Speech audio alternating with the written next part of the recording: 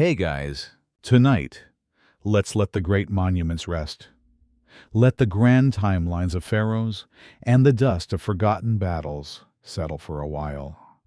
We're stepping away from those epics and going somewhere far more intimate, somewhere quieter. We're traveling to the mud brick homes that line the life-giving Nile, to listen for the whispers that bound their society together, not with force, but with promise. We're here to talk about love and marriage and why, for the ancient Egyptians, those two things were not always the same. We're here to explore the beautiful, surprisingly modern, and sometimes brutally practical reality of forming a family in the ancient world. And as we begin, if this kind of storytelling helps you unwind, feel free to like the video and subscribe, but only if it truly brings you peace. For now, just get comfortable, let the world settle around you, and let the warm sands of time carry us back, gently now, to the banks of the Nile. Before we can speak of vows and contracts, we must first speak of the river. Because everything in Egypt begins and ends with the river. Picture it now, if you will. The sun, a burning copper disk, is sinking low, casting long, sleepy shadows across the reeds that line the banks. The water, which was a brilliant, almost blinding blue during the day, now softens into hues of deep purple and liquid gold. This is the Nile at dusk. It is not a violent river, not most of the time. It is a river of rhythm, of cycles, of dependable constants in a world that could often feel uncertain. Every year for millennia it would swell its banks. The inundation, they called it.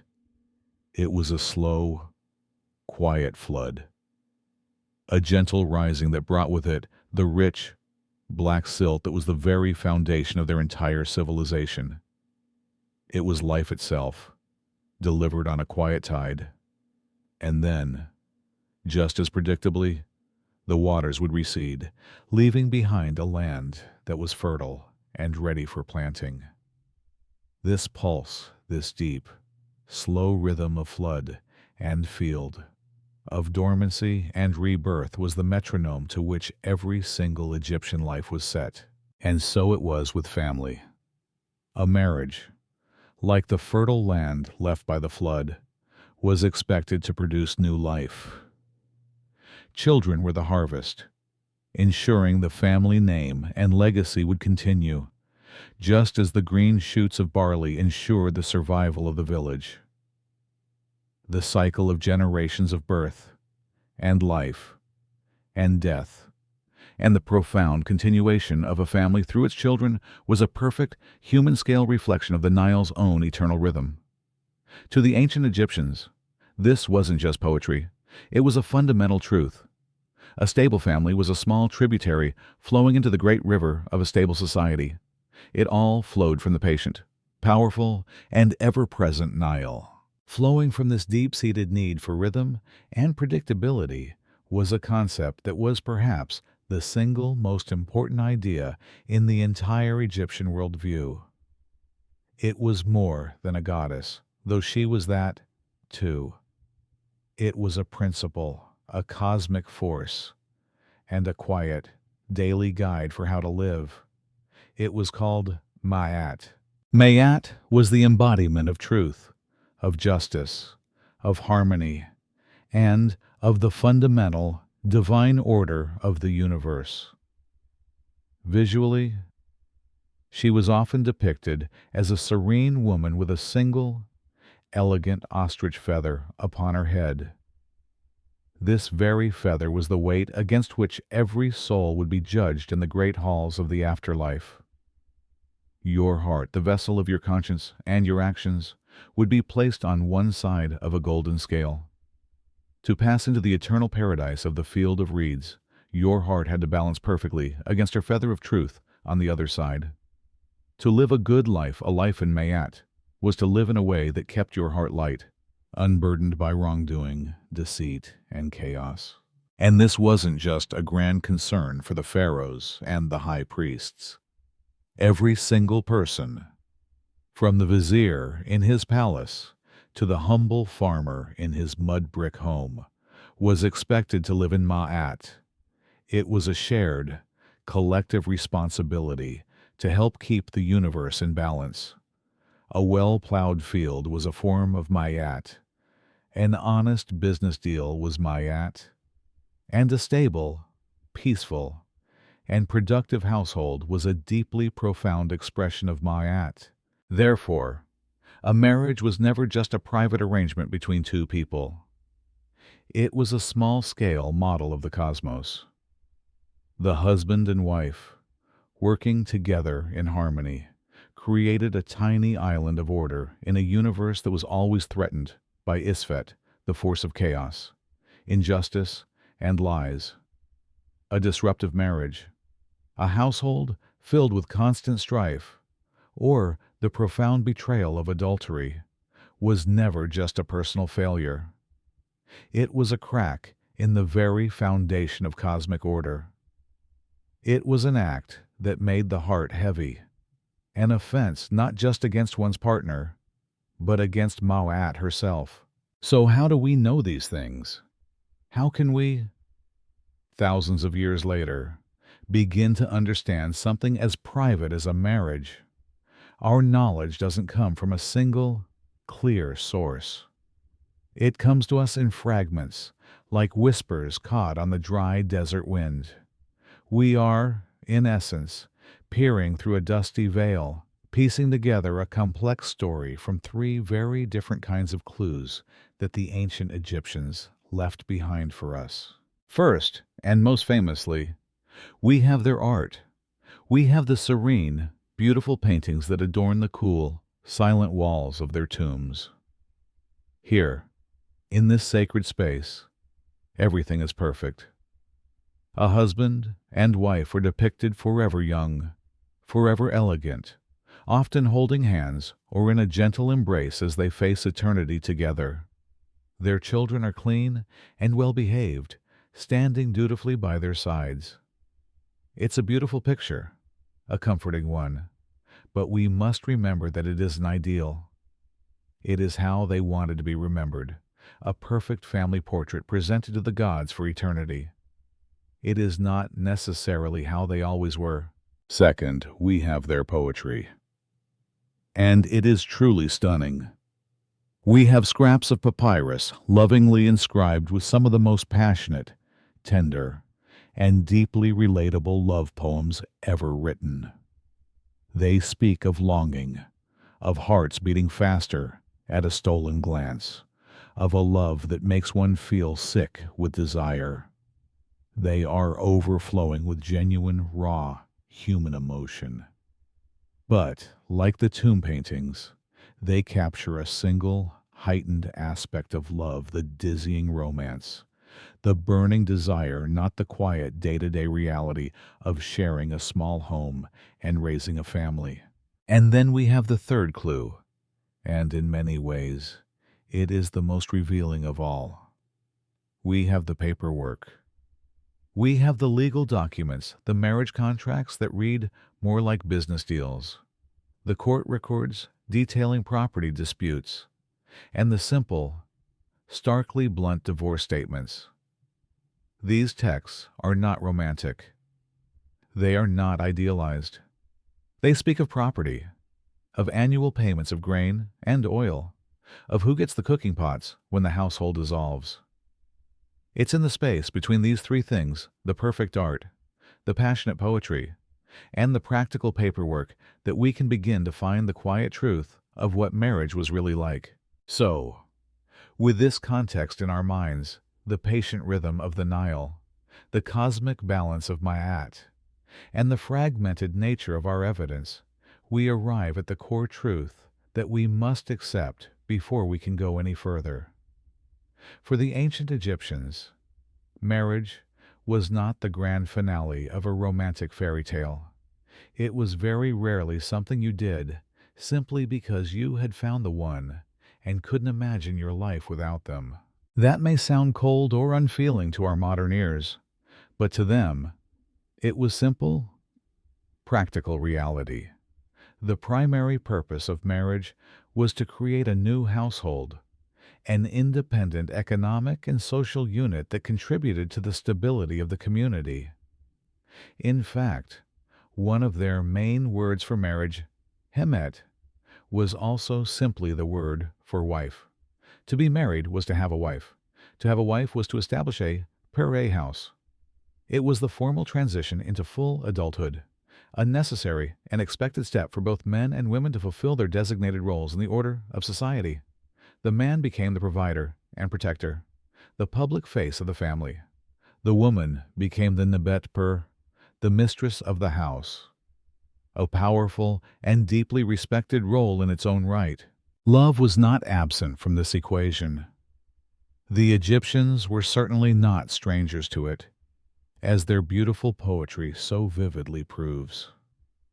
But love was often seen as a wonderful bonus, a welcome blessing from the gods that might grace a marriage, rather than being its required foundation.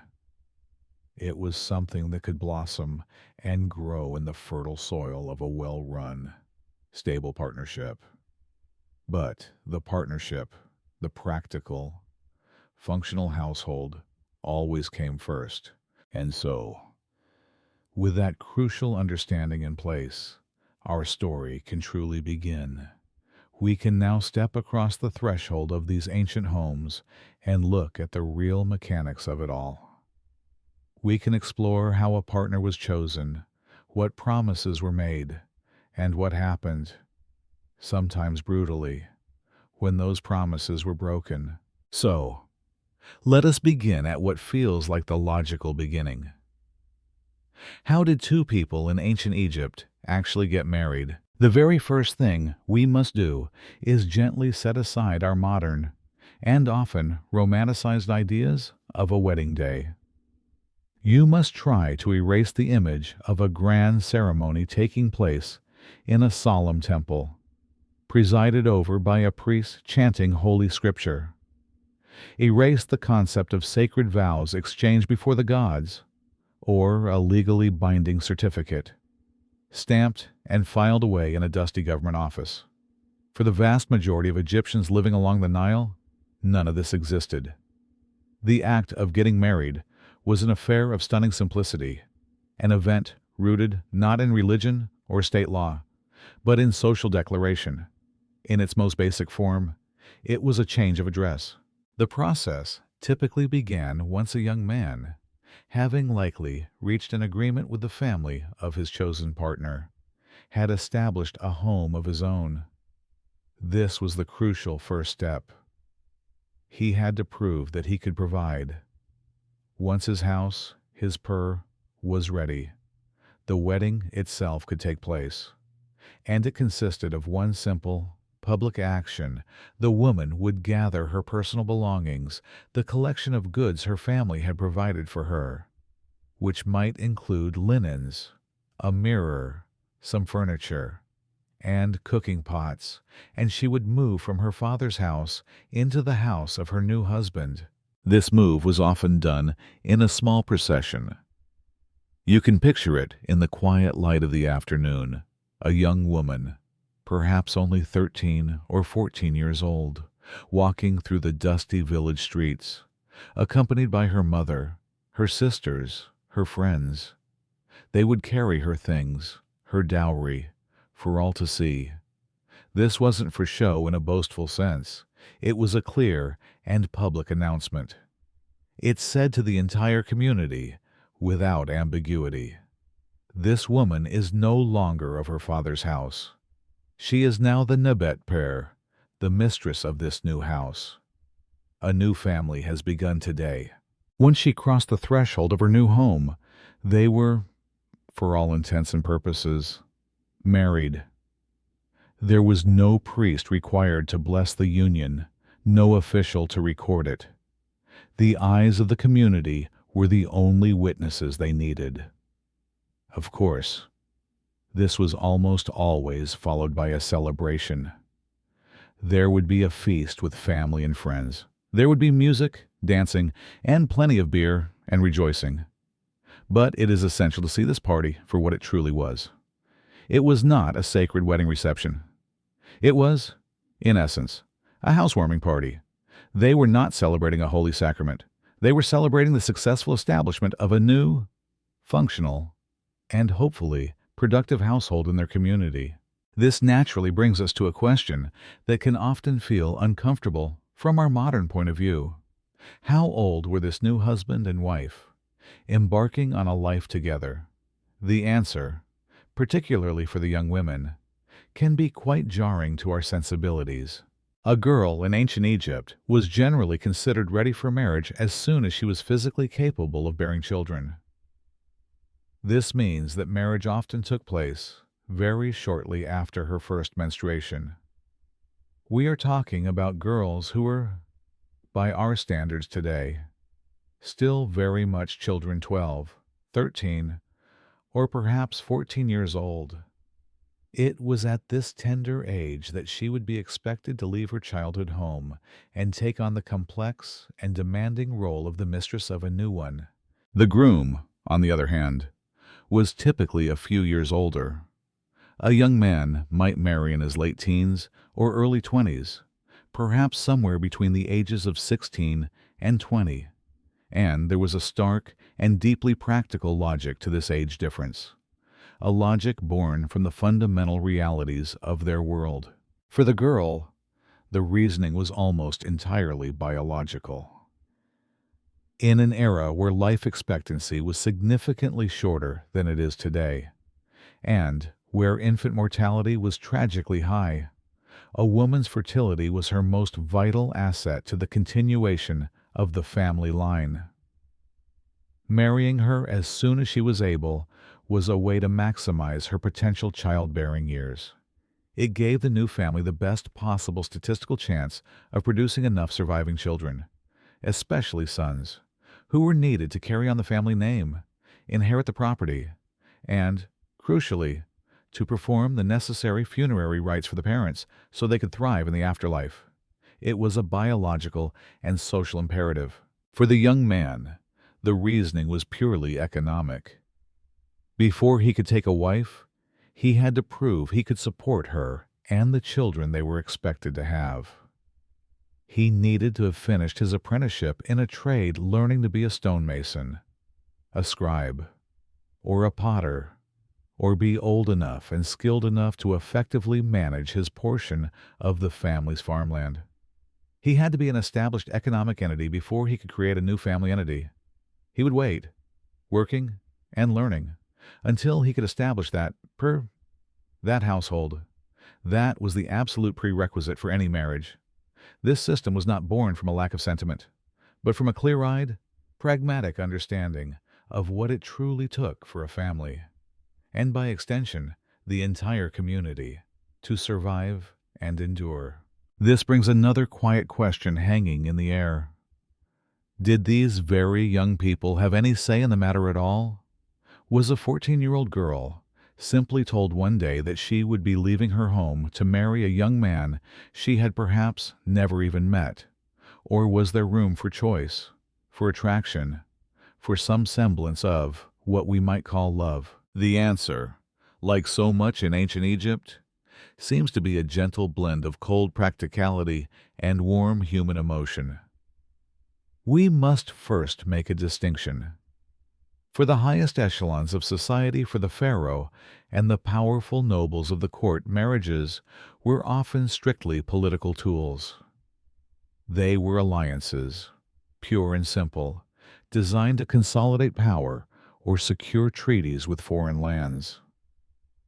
In these cases, the personal feelings of the participants were, more often than not, of very little importance. But for the common people, for the millions of farmers, artisans, and laborers living in the villages dotted along the Nile, the situation appears to have been much more flexible.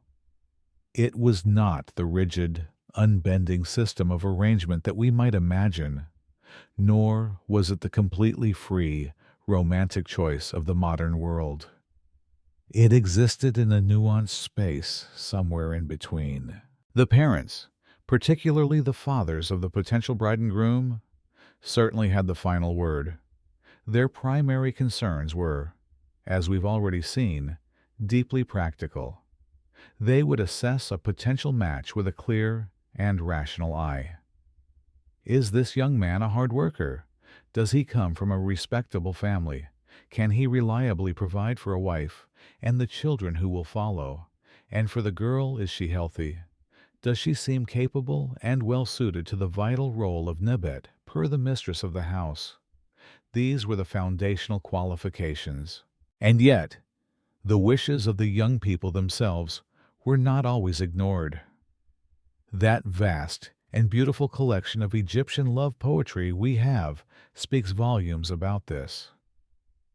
These poems are intensely personal, filled with the voices of individuals speaking of my beloved, of their own choice, of a deep and specific personal attraction.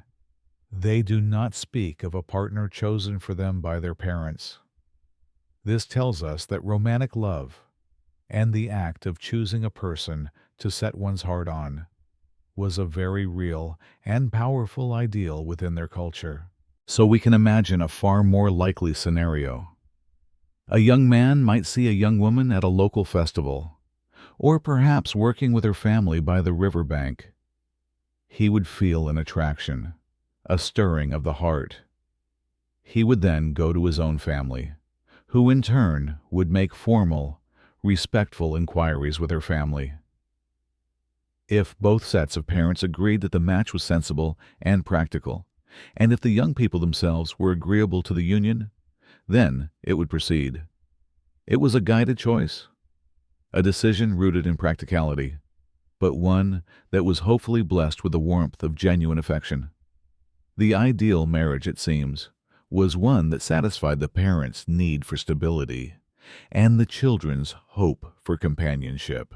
We have mentioned the household, several times now, this physical and social entity that a marriage creates. But it's worth pausing here for a moment, in the quiet of our story, to truly understand why this household was so profoundly important. It was far more than just a place to live. It was the essential vessel for the family's future, both on this earth and, even more crucially, in the vast expanse of the next life. The ultimate, overriding purpose of establishing this household was to fill it with children. And while daughters were certainly valued and, from all evidence, loved, there was an immense and inescapable societal and religious pressure on a couple to produce at least one son. This powerful desire for a male heir was rooted in two fundamental pillars of their existence, one entirely practical and one deeply spiritual. The practical need was one of simple inheritance. In a society where a family's wealth and status were often tied directly to its plot of land or to a specific, inherited trade, a son was the traditional heir. He was the one who would learn to work the family's farm. He would be the one trained in his father's craft, whether as a carpenter, a potter, or a scribe. He would carry the family's name and its lineage forward into the next generation. A son ensured that everything the parents had worked their entire lives to build would not simply dissolve back into the community upon their deaths. He was the anchor of their earthly legacy. But the spiritual need was, perhaps, even more critical, and it takes us to the very heart of the ancient Egyptian understanding of life and death. The Egyptians believed that a person's spirit continued to exist long after their body had been laid to rest in its tomb. But this spirit, which they called the Ka, needed sustenance to survive and thrive in the afterlife. It required a continuous supply of prayers and offerings of bread, beer, and other goods made at their tomb chapel by the living. It was the sacred, solemn, and inescapable duty of a person's eldest son to maintain this funerary cult for his deceased parents. To die without a son was therefore not just a personal tragedy. It was a potential spiritual catastrophe. It meant there would be no one with the primary obligation to perform the rites, no one to leave the offerings, no one to speak your name to the gods and keep your memory alive. It meant risking a terrifying second and final death in the afterlife, the death of being forgotten, of having your spirit starve and fade into eternal nothingness. This immense pressure, this deep-seated fear of oblivion, hung over every single marriage. The true success of the union was ultimately measured not by the day-to-day happiness of the couple, but by their ability to produce an heir who could guarantee their eternal survival. If the foundation of a marriage was the household, and the purpose of that household was to secure the family's future, then the practical blueprint for that entire construction was a remarkable and, to us, surprisingly modern document, the marriage contract. While the simple act of the bride moving into the groom's home was what socially constituted the marriage, for many families, especially those with any property, to speak of a more formal, written agreement was often drawn up. Here we move away from the unspoken social customs and into the tangible world of written law. We are incredibly fortunate that the dry desert air has preserved many of these ancient documents. They are written on sheets of papyrus, in the flowing, cursive scripts used by the scribes for everyday business, and they are some of the most fascinating windows we have into the true, functional nature of Egyptian unions. Because these contracts contained no poetry, you will find no declarations of undying love or grand promises of eternal faithfulness within their clauses. They were, in the starkest and most practical terms, economic agreements. They were legal instruments designed to do one primary thing: to clearly and formally define the property and financial rights of both parties, with a particular emphasis on protecting the rights of the wife. You might think of it as being somewhat similar to a modern prenuptial agreement, but in many ways, it was more focused on the ongoing economics of the marriage itself and, crucially, on laying out the precise terms of a potential separation. A typical contract would be drafted by a professional scribe and formally witnessed by several respected members of the community, which gave it its legal weight. It would meticulously list the valuable items that the woman was bringing into the marriage from her own family. This was her dowry, and it was understood to remain legally hers. It would then clearly state what the husband was obligated to provide for her throughout the course of their life together. To our modern minds, this might seem terribly unromantic, perhaps even cynical, reducing a deep relationship to a set of terms and conditions. But, to the pragmatic Egyptians, it was the very essence of stability. It was an embodiment of ma'at in daily life. It was an act of profound foresight, a way to ensure fairness and prevent future disputes by making the responsibilities of each partner crystal clear from the very beginning. The romance could be whispered in poems and love songs, but the foundation of the marriage, its strength and its endurance, was often found right here, in the steady, careful ink on a papyrus scroll. So, let's gently unroll one of these imaginary papyrus scrolls in our minds and look closer at the ancient ink. What exactly did a husband promise to his new wife? What were the specific terms that he was legally binding himself to uphold for the duration of their marriage? The promises were not abstract. They were not vows of emotional support or promises of eternal devotion. They were a concrete, itemized list of goods, a kind of yearly salary or annuity that he formally swore to provide for her maintenance. It was, in essence, payment for the vital economic and social role she was about to play as the mistress of his house. This was the contracted price of her partnership.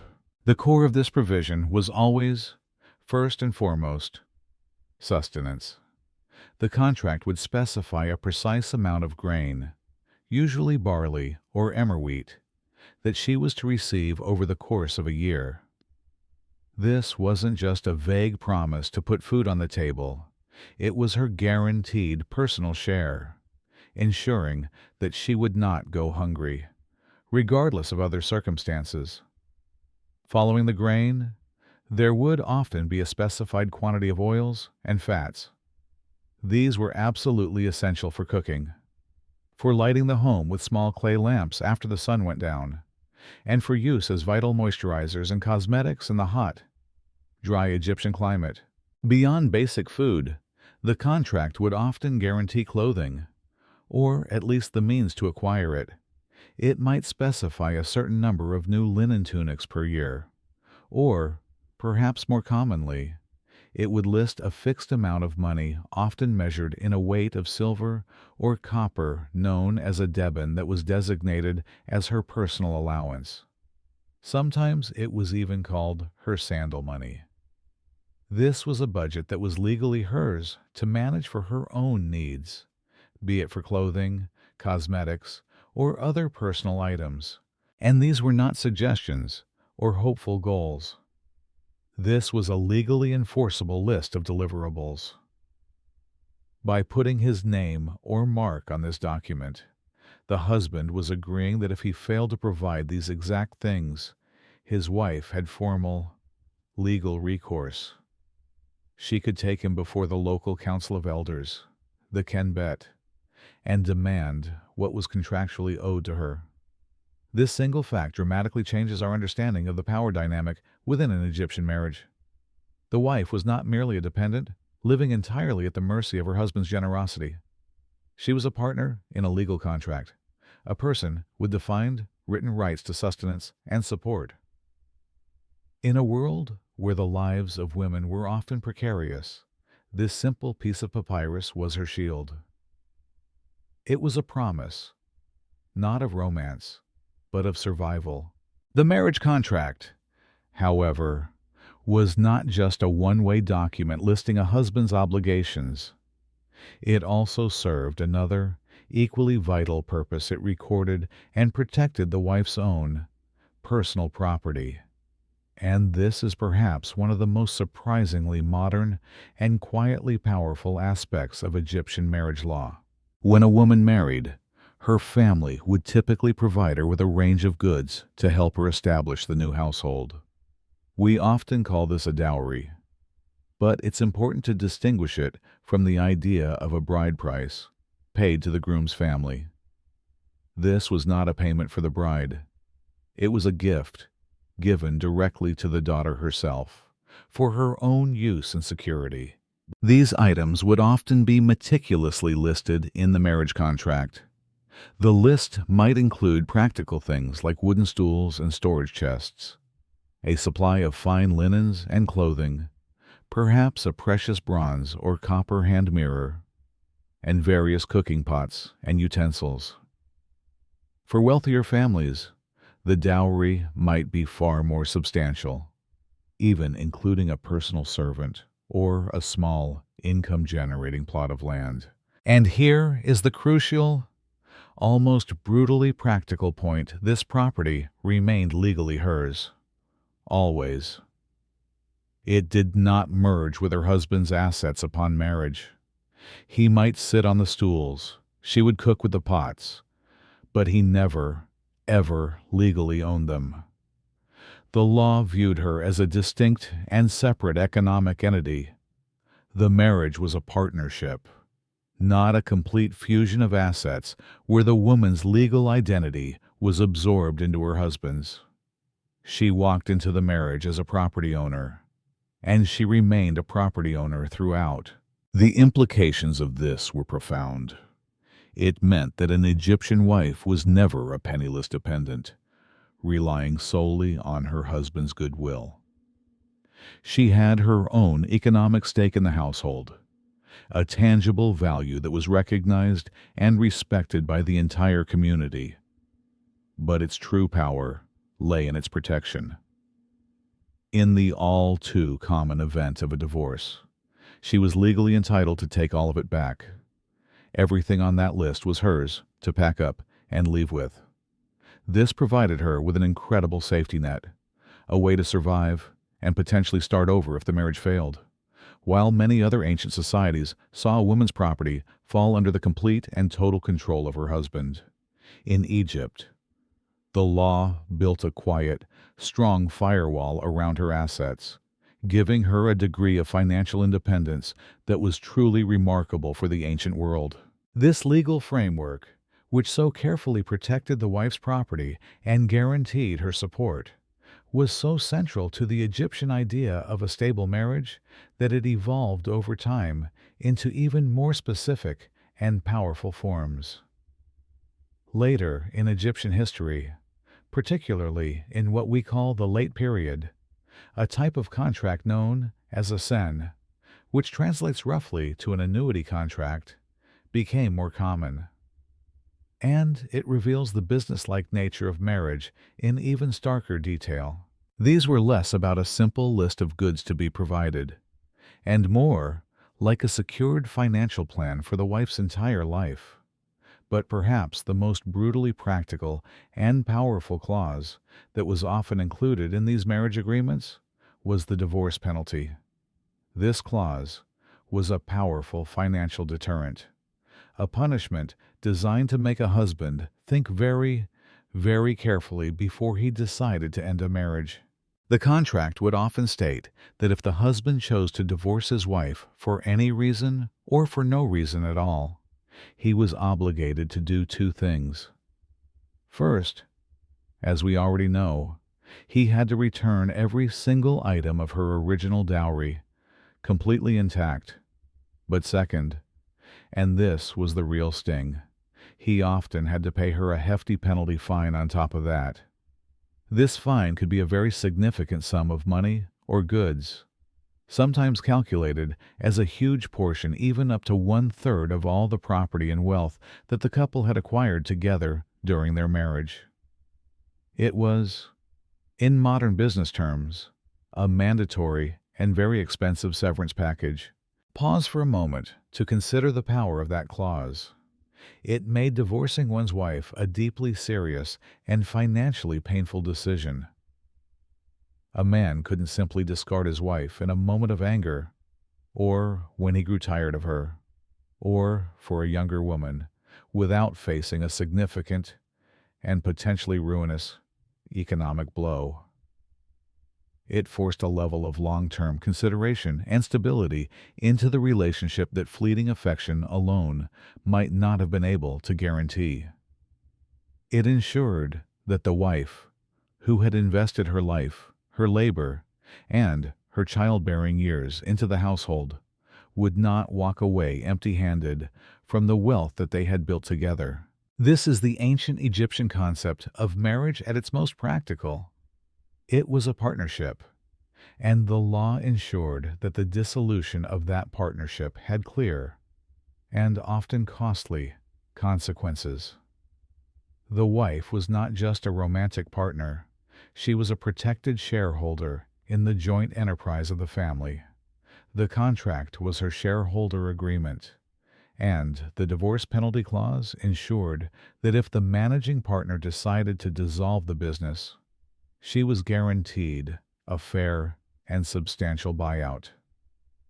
It's a world away from poetry and romance, but it is a world of profound and practical security.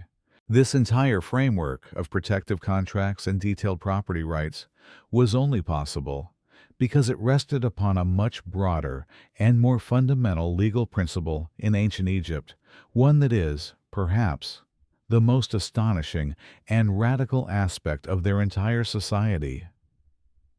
In the eyes of the law, an adult woman was considered the legal equal of an adult man. Let that idea settle for a moment.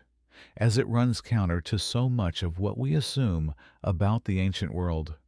In many civilizations, both ancient and more recent, women have often been denied basic legal personhood. But ancient Egypt stands out as a profound exception. An adult woman, regardless of her marital status, possessed nearly all of the same legal rights as a man. She was not a perpetual minor, passed from the legal control of her father to her husband, to her son, as was the case in places like ancient Athens. She was, in the eyes of the court, a fully autonomous legal citizen. What did this mean in her daily life? It meant she could own, inherit, and dispose of property entirely on her own. She could buy and sell land, goods, and even slaves without needing the permission of a husband or a male guardian. It meant she could enter into legally binding contracts in her own name, and she was expected to be held to those contracts, just like a man. It also meant that she could appear in court on her own behalf. She could sue someone as a plaintiff. She could be called to defend herself as a defendant, and she could serve as a legitimate witness in a case. Furthermore, a woman could and often did run her own business. While the most common and respected role was that of Nebet Per, mistress of the house, it was far from the only one available to her. We have records of women who worked as weavers, perfumers, brewers, and professional mourners. We have texts that show women managing large farming estates, supervising staff, and engaging in complex business transactions. This foundation of legal equality is the rich soil in which the protections of the marriage contract were able to grow. The contract was not an act of charity, granting special privileges to a legal inferior. It was simply a formal agreement between two legal equals, designed to clearly define the terms of their new joint venture. The law already saw her as a capable, independent individual. The marriage contract was just the specific paperwork for the most important business partnership of her life. It's a quiet reality that gently dismantles so many of our assumptions about the past. With the legal paperwork, if any, now signed and stored away, and the wife established in her new home, her life would settle into a new and demanding rhythm. She would now assume a title of profound respect and great importance, the title she would likely carry for the rest of her life, Nebet Per, which translates to the mistress of the house. We should not mistake this for a title of meek domesticity. It was a formal designation of authority. While the husband was generally the family's link to the outside world, the farm, the workshop, the temple bureaucracy, the house itself, the pier, was her kingdom, and within its walls, her power was often nearly absolute. If he was the public face of the family, she was its heart and its engine. She was the chief operating officer of the entire domestic enterprise, responsible for the complex and ceaseless task of transforming her husband's raw earnings into a functioning, thriving home. Her days were filled with essential, skilled labor. She was in charge of the entire food production chain within the home. It was her responsibility to manage the precious stores of grain, to grind the barley and emmer wheat into flour, a physically demanding task that could take hours each and every day, and to bake the flat, dense bread that was the staple of their diet. She was also the brewer, creating the thick, nutritious beer that was not a luxury but a fundamental source of calories for everyone, including the children. Beyond the hearth, she was the household's textile manufacturer. She would be responsible for the long process of spinning raw flax into linen thread and then weaving that thread into cloth on a loom. This linen was vital. It was used for the family's simple clothing, for their bedding, and for bandages. Any surplus of high-quality linen was also a valuable commodity, a form of wealth that could be stored or traded. And of course, she was the primary caregiver for the children. She would nurse them through infancy, raise them, and teach them their first lessons about the world, their social duties, and the gods. She would manage any servants the family might have been wealthy enough to own, and she would be the keeper of the household's health, using traditional remedies of herbs and prayer to treat the common scrapes, fevers, and illnesses of her family. This was a position of immense and unending responsibility. The smooth running of the household, the health of its children, and the security of its provisions rested squarely on her capable shoulders. The husband provided the raw materials of survival, but it was the wife who, through her skill and tireless labor, wove them into a life. And what of the husband, if the Nabet pair was the undisputed master of the home's interior world? Her husband's domain was the world outside its cool, mud-brick walls. He was the provider, the protector, and the family's formal representative to the rest of society. His role, as defined by their culture, was not to rule over his wife, but to work in tandem with her, each commanding their own essential sphere of influence. His most fundamental and all-consuming duty was to provide. His entire day was spent engaged in the labor that would bring the necessary resources back to the household that his wife so carefully managed. If he was a farmer, and the vast majority of Egyptian men were, he would spend his hours under the hot, unforgiving sun, plowing the black earth with his oxen, planting the seeds in their season, and maintaining the vital irrigation ditches that channeled the life of the Nile to his crops. His sweat and his toil were what produced the sacks of barley and emmer wheat that his wife would transform into his family's daily bread and beer. If he was a craftsman, his hands were his livelihood. He might be a potter, his hands covered in Nile mud as he shaped the clay into the essential vessels his wife and neighbors needed for cooking and storage.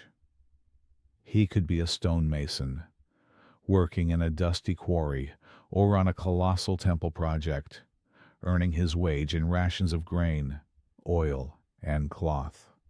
Or, if he was among the very small, educated elite, he would be a scribe, spending his days in the shade of a temple or government office, his skill with the reed pen paying for his family's comfort and status. Beyond being the provider, he was the family's public face. It was his name that would be on the tax rolls. It was he who would be called to participate in the local council of elders, the Kenbet, to help settle community disputes. He was the one who would interact with officials, negotiate contracts, and represent the family's legal and economic interests to the world. This clear division of labor was the quiet, powerful engine of the Egyptian family. The two roles were completely and utterly codependent. A husband's hard work was worth very little if his wife was a poor manager of the resources he brought home. And a wife's immense skill in running a household was of no use if her husband was lazy or failed to provide. Theirs was a silent, daily pact, a partnership in the truest sense of the word. He worked to fill the storehouse, and she skillfully turned its contents into a secure and thriving life. But what of love in this world we've painted? A world of practical arrangements, of contracts and duties, and the endless cyclical labor of survival. Was there any room left for simple, human affection? Did these couples, often bound together by practicality, also find comfort, warmth, and quiet companionship in one another? To answer this, we must turn away from the papyrus scrolls for a moment and look instead to the art that has survived the millennia in the cool darkness of their tombs. Because while the contracts speak of the business of marriage, the art often speaks of its heart. And what it shows us, quietly and consistently, is deeply touching. Across thousands of years, from the Old Kingdom to the New, we see a consistent and beautiful pattern in the statues and painted reliefs that depict married couples. Look closely at the funerary statues of ordinary, non-royal people, a government official and his wife, a master craftsman and his partner. You will so often see them standing or seated side by side. He might be depicted as slightly larger, a sign of his public role, but they are presented as an inseparable unit, a pair. And almost always, the wife will have her arm wrapped gently around her husband's shoulders or his waist. Her hand often rests tenderly on his upper arm. It is a simple, quiet gesture, but it is one of possession, of comfort, and of an unbreakable partnership. They chose to face eternity locked in this gentle, permanent embrace. In the vibrant paintings on tomb walls, we see this affection carried into idealized scenes of their daily lives. We see a wife seated beneath her husband's chair while he presides over a banquet, her presence a silent, constant support. We see them out in a small papyrus skiff, gliding through the marshes on a hunting trip, enjoying a rare moment of leisure together. There are countless scenes of them sitting close, sharing a meal, or a wife offering her husband a blue lotus flower to smell, a gesture rich with symbolism of intimacy, love, and rebirth. We must remember, this is how they wanted to be seen. This is the ideal image of their life that they chose to have carved in stone and painted on plaster to be preserved for all time. The fact that this eternal ideal so often included these small, tender gestures of physical affection and shared space tells us everything. It tells us that companionship, a gentle touch, and a quiet, supportive presence were considered essential components of what made a marriage good and whole. Beyond the labor and the legalities, the ancient Egyptians clearly valued the warm, steady, and companionate bond that could grow between a husband and a wife. The art shows us the emotional truth that the contracts so often leave out. If the art of the tomb shows us the quiet, steady flame of companionship, then the poetry that has survived shows us the blazing, uncontrollable fire of passion. We are incredibly fortunate to have collections of their love songs, written on scraps of papyrus and flakes of limestone, and they are some of the most intimate and breathtakingly honest documents left to us from anywhere in the ancient world. These are not formal odes to an abstract concept of love. They are the personal, urgent, and sometimes desperate voices of individuals longing for one specific other. They speak of sleepless nights, of hearts beating like drums, of a desire so strong it feels like a physical sickness. Here, in the delicate ink of a scribe, we find all the raw romance that the marriage contracts so carefully and deliberately omit. Listen, for instance, to the voice of one young man, thinking of the one he calls sister, a common and intimate term of endearment for a beloved, not a literal sibling. 7 days since I have seen my sister, and a sickness has invaded me. My body has become heavy. The most skilled doctors cannot cure my illness. Their remedies are useless. But her name is what will lift me up. Her coming and going is my only cure. He is not speaking here of a practical partnership or a social duty. He is speaking of an obsession, a love that is the only thing that can make him whole. And a young woman's voice echoes the same powerful longing. I think of my love for you.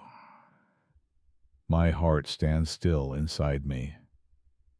I see fine delicacies, but they are like salt, and the pomegranate wine, once so sweet, is now like the gall of a bird in my mouth. The touch of your love is the only thing that can cure me. These poems are filled with beautiful, intimate details. They speak of the scent of the beloved's hair, the sound of their voice, the desire to be a gazelle running to their secret hiding place, or the water that touches their skin as they bathe. They reveal a hidden world of secret meetings, of stolen glances, of a deep, personal, and romantic love that feels incredibly, recognizably modern. They prove, beyond any doubt, that the ancient Egyptians were not only pragmatic and duty-bound people, they were people who felt love with a fierce and sometimes overwhelming intensity. The question these poems leave us with is a beautiful one. Are they describing the thrilling, uncertain love that comes before a marriage is arranged? Or are they the passionate voices of a husband and wife who have managed to find and nurture this incredible bond within the practical container of their partnership? The poems don't say.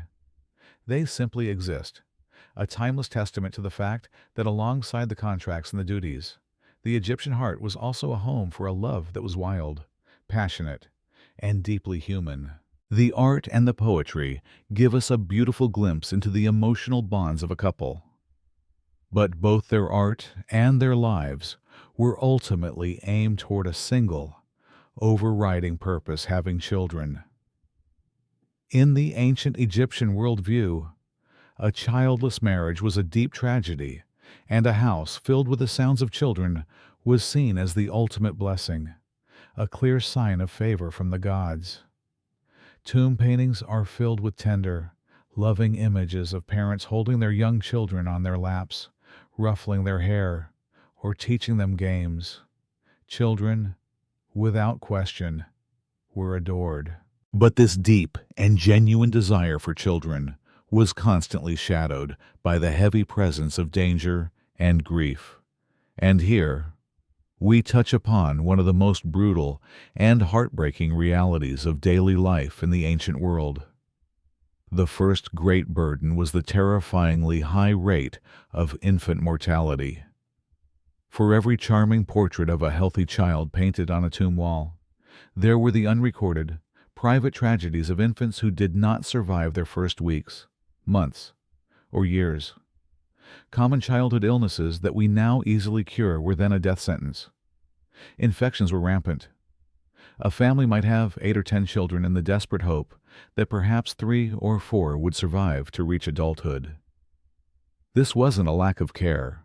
It was a crushing statistical reality, a constant, weary battle against unseen forces. The second, and perhaps even more immediate danger, was the act of childbirth itself.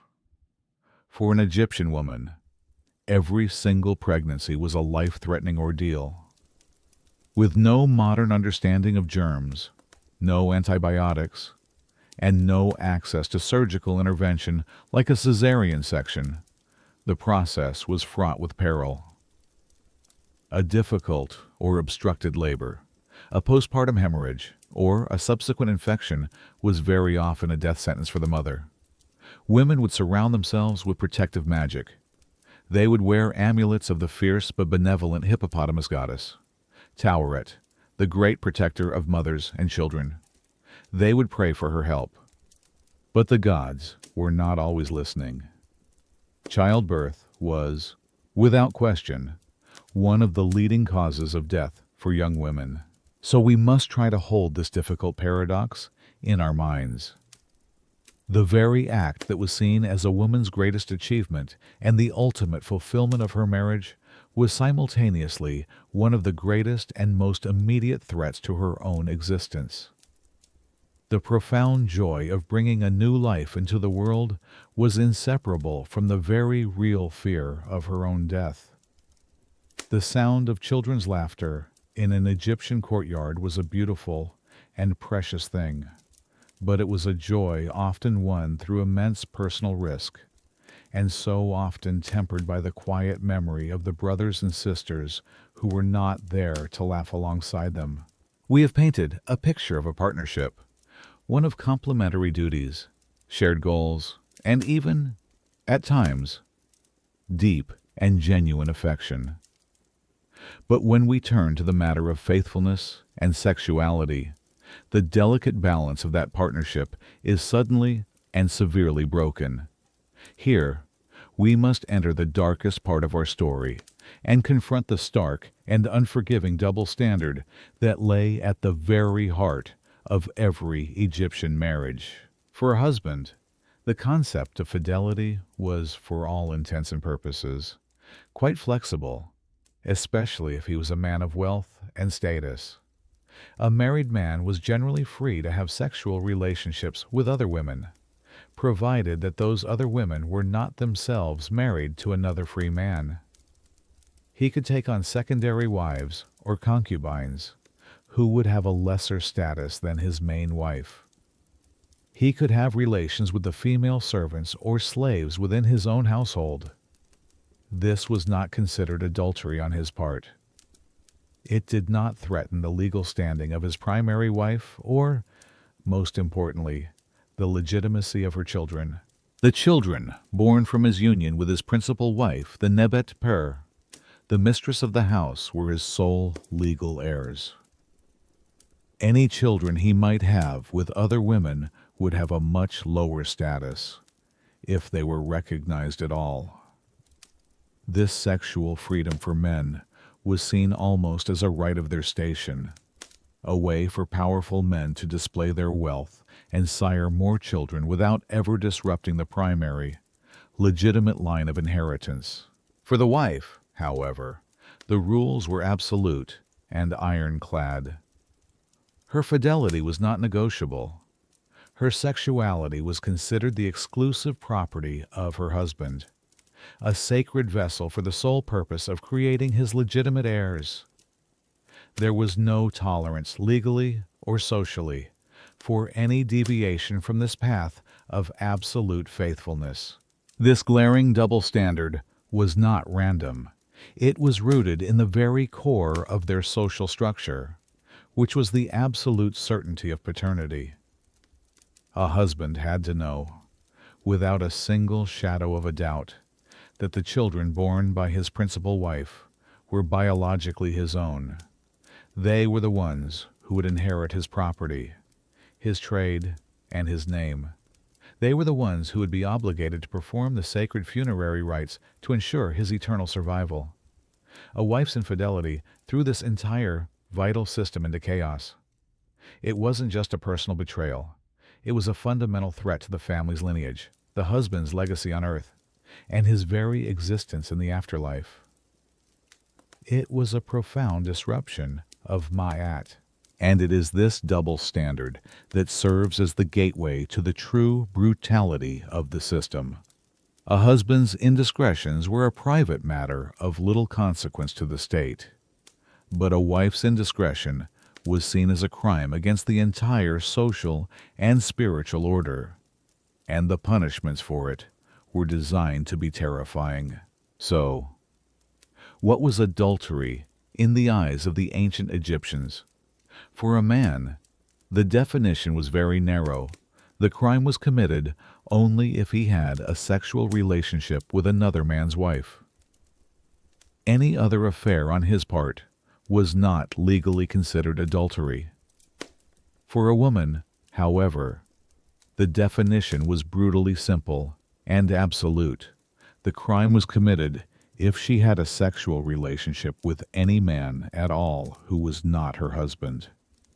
And this act was not seen as a simple misstep or a private moral failing.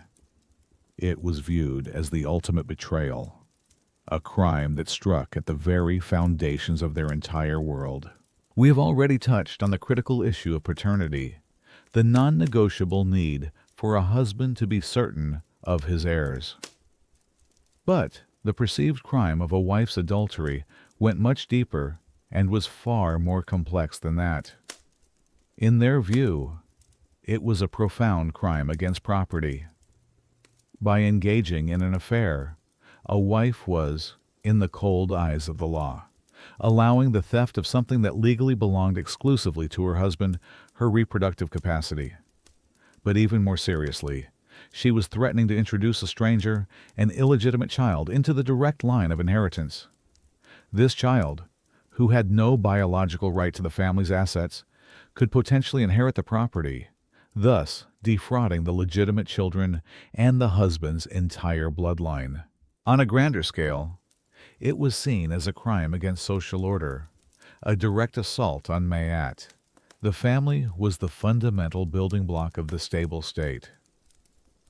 A household built on lies and deception was a crack in that very foundation. It introduced Isfet, the dreaded force of chaos, into the heart of the community. The shame of the affair would ripple outwards, disrupting the delicate harmony of the village. It was not considered a private matter to be hidden behind closed doors. It was a public wound on the body of the community. And finally, it was viewed as a crime against the gods and the sacred order of the afterlife.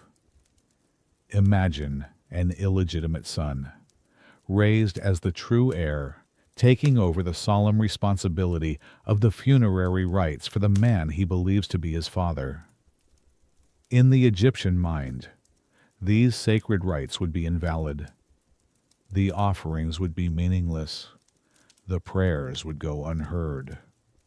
The single act of adultery could therefore condemn a man's spirit to starvation and oblivion in the afterlife. It was a spiritual poison with consequences that stretched far, far beyond the mortal world. So when we now turn to the punishments that were prescribed, we must understand this context. A wife's adultery was a multi-layered attack. It was a personal betrayal, a property crime, a social disruption, and a spiritual transgression, all rolled into one. And that is why the response to it was not just one of personal anger, but of cold, calculated, and often very public fury. The response to what was considered the ultimate betrayal was not typically left to a husband's private anger. It was often a matter for public judgment, and the punishments were designed to be both physically brutal and socially annihilating, a terrifying and very visible warning to all other women in the community. Upon the discovery of a wife's affair, the husband held the initial power. He could, in theory, choose to forgive her, though the social pressure against this would have been immense. His other option was to bring the case before the local authorities, the Kenbet. If his wife was found guilty, her fate was grim. The absolute minimum consequence was an immediate and dishonorable divorce. She would be cast out of the house, stripped of all the financial protections her marriage contract once guaranteed. She would lose her dowry, her right to any share of the household's property, her home, and her status. She would become a social pariah, a woman without a place, often with no means to support herself. But often, the punishment was far more severe and horrifically physical. One of the most famous judgments prescribed in some ancient texts was bodily mutilation, specifically, having her nose cut off. This was a punishment of calculated, lifelong shame. It was a permanent, visible mark, a sign that everyone who ever saw her for the rest of her life would instantly understand. She was branded, publicly and permanently, as an adulteress, condemned to a kind of living social death, unable to ever hide her past transgression. And for what were deemed the most serious cases, the law permitted the death penalty. The methods were particularly savage, designed not just to end a life, but to destroy the soul. One prescribed punishment was death by burning. To the ancient Egyptians, who believed that the careful preservation of the body was absolutely essential for survival in the afterlife. This was the ultimate horror. It meant complete and total annihilation, a denial of any hope of an eternal existence. Another documented method was being thrown into the Nile, often to be devoured by crocodiles, again ensuring the body's utter destruction and preventing a proper burial. The wife's lover was not spared. He too faced severe judgment, which could include public beatings, forced labor, or even castration. But the full fury of the law seems to have been reserved most intensely for the unfaithful wife. These punishments were about more than just justice. They were about instilling terror.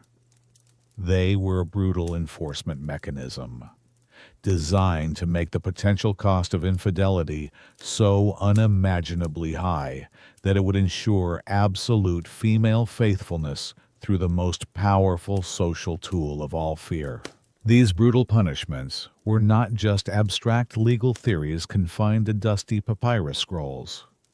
They were woven into the very fabric of their popular storytelling, serving as vivid, memorable, and terrifying cautionary tales for all to hear. One of the most famous of these stories comes to us from a document called the Westcar Papyrus, which recounts a series of magical tales told to the great King Khufu, the builder of the Great Pyramid. The story concerns a high official and powerful magician named Ubainer. His wife, we are told, became infatuated with a handsome commoner who lived in the town. One day, she sent a trusted servant to the young man with a gift of fine clothes and a secret message, inviting him to meet her at the family's lakeside pavilion, a small, beautiful pleasure house set within a private garden. The young man, flattered by the attention from a high-status woman, agreed. And so they began a secret affair, meeting regularly at the idyllic pavilion. But secrets in a bustling household are hard to keep. Eventually, Ubainer's chief steward discovered the affair and, loyal to his master, informed him of his wife's great betrayal. Ubainer was a man of immense power, and his rage was not simple. He plotted a magical and terrible revenge. He retired to his study and, with his own hands, fashioned a small crocodile out of wax, just 7 fingers long. He enchanted it with a powerful spell and then gave it to his loyal steward with a very specific set of instructions. The next time the commoner goes down to the lake to bathe after meeting my wife, Ubainer commanded, throw this crocodile into the water after him. The steward did exactly as he was told. The next time the lover left the pavilion, he went for a swim to cool himself in the lake. As he entered the water, the steward threw the tiny wax crocodile in behind him. The moment the enchanted figure touched the water, it was magically transformed into a huge, living crocodile, 3.5 meters long. It seized the terrified young man in its jaws and dragged him down into the darkest depths of the lake. For 7 days and 7 nights, the magical crocodile held the man captive at the bottom of the lake, while Ubainer went about his business, even entertaining the pharaoh himself. On the 7th day, Ubainer invited the pharaoh to the lake to witness his power. He called to the crocodile, and it surfaced, the young man still held gently in its mighty jaws, alive but unconscious. The pharaoh was horrified. He told Ubainer, "This crocodile is dreadful." Ubainer simply reached down, touched the great creature, and it once again became a small, harmless figure of wax in his hand. But the judgment was not over.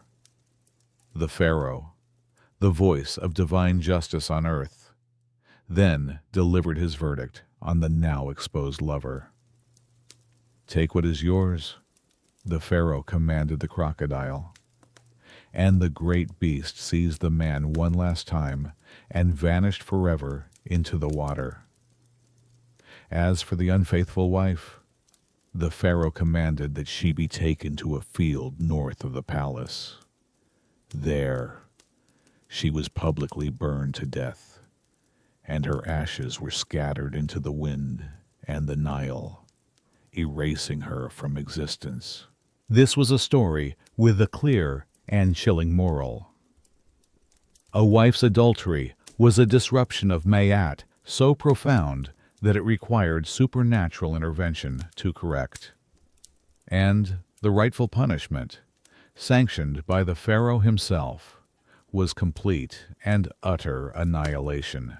The state-sanctioned, brutal punishments for adultery raise another, darker, and more intimate question.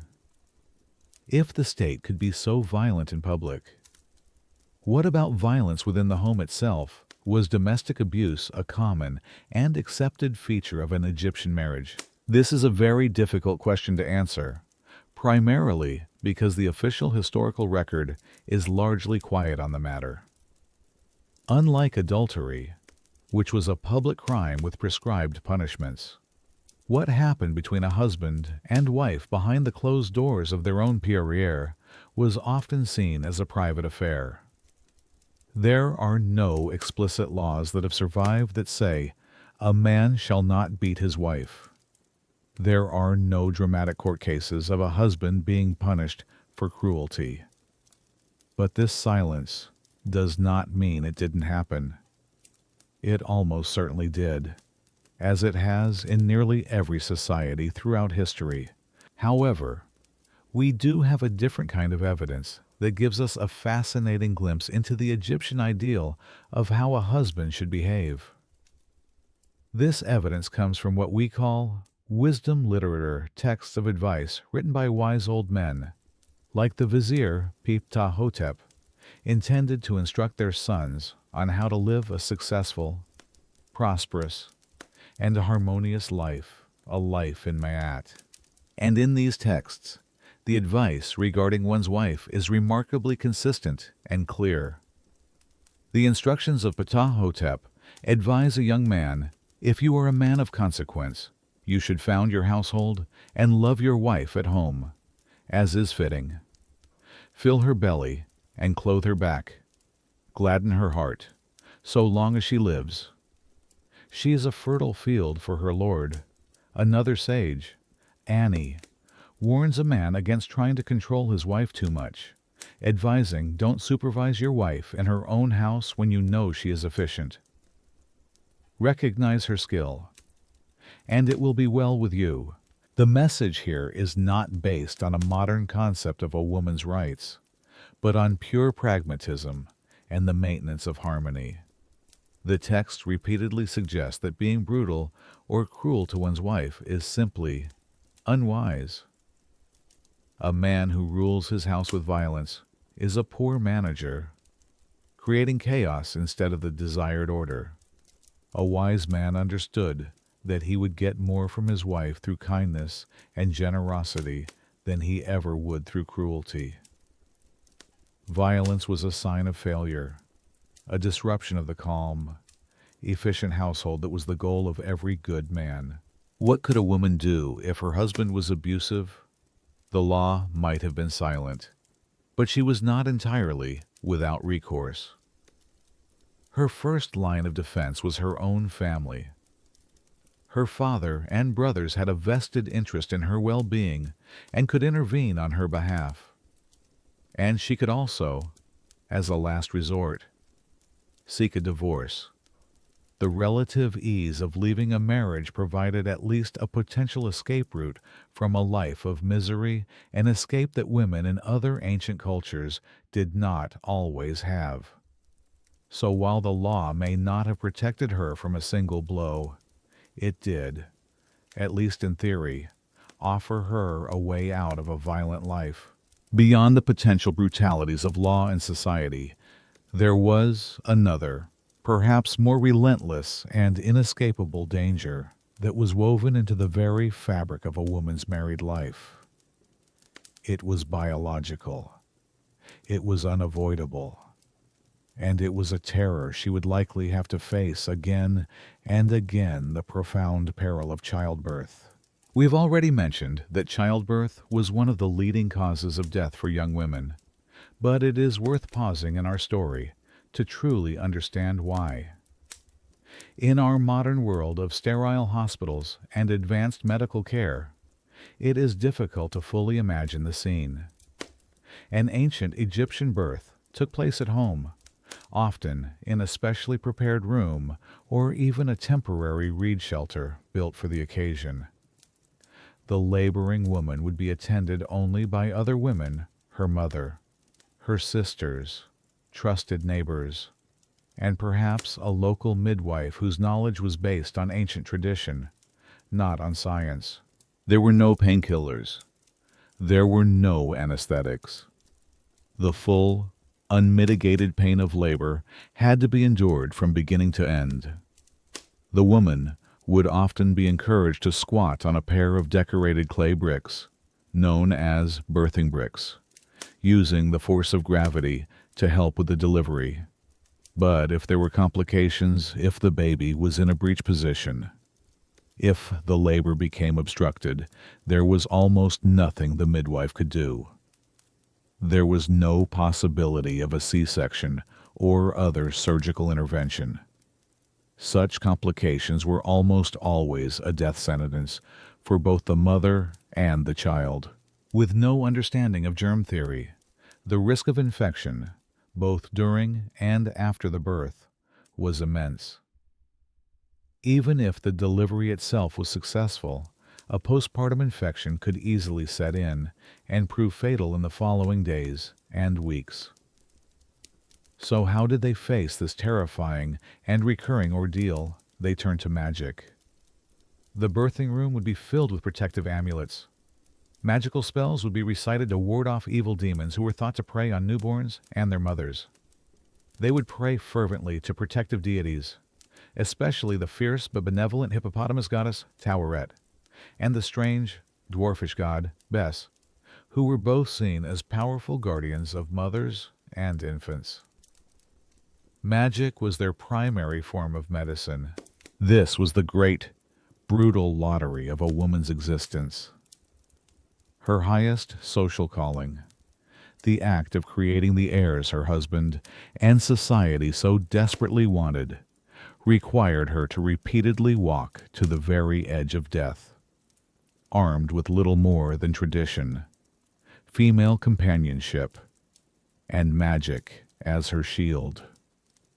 The survival of both mother and child through this process was never, ever taken for granted.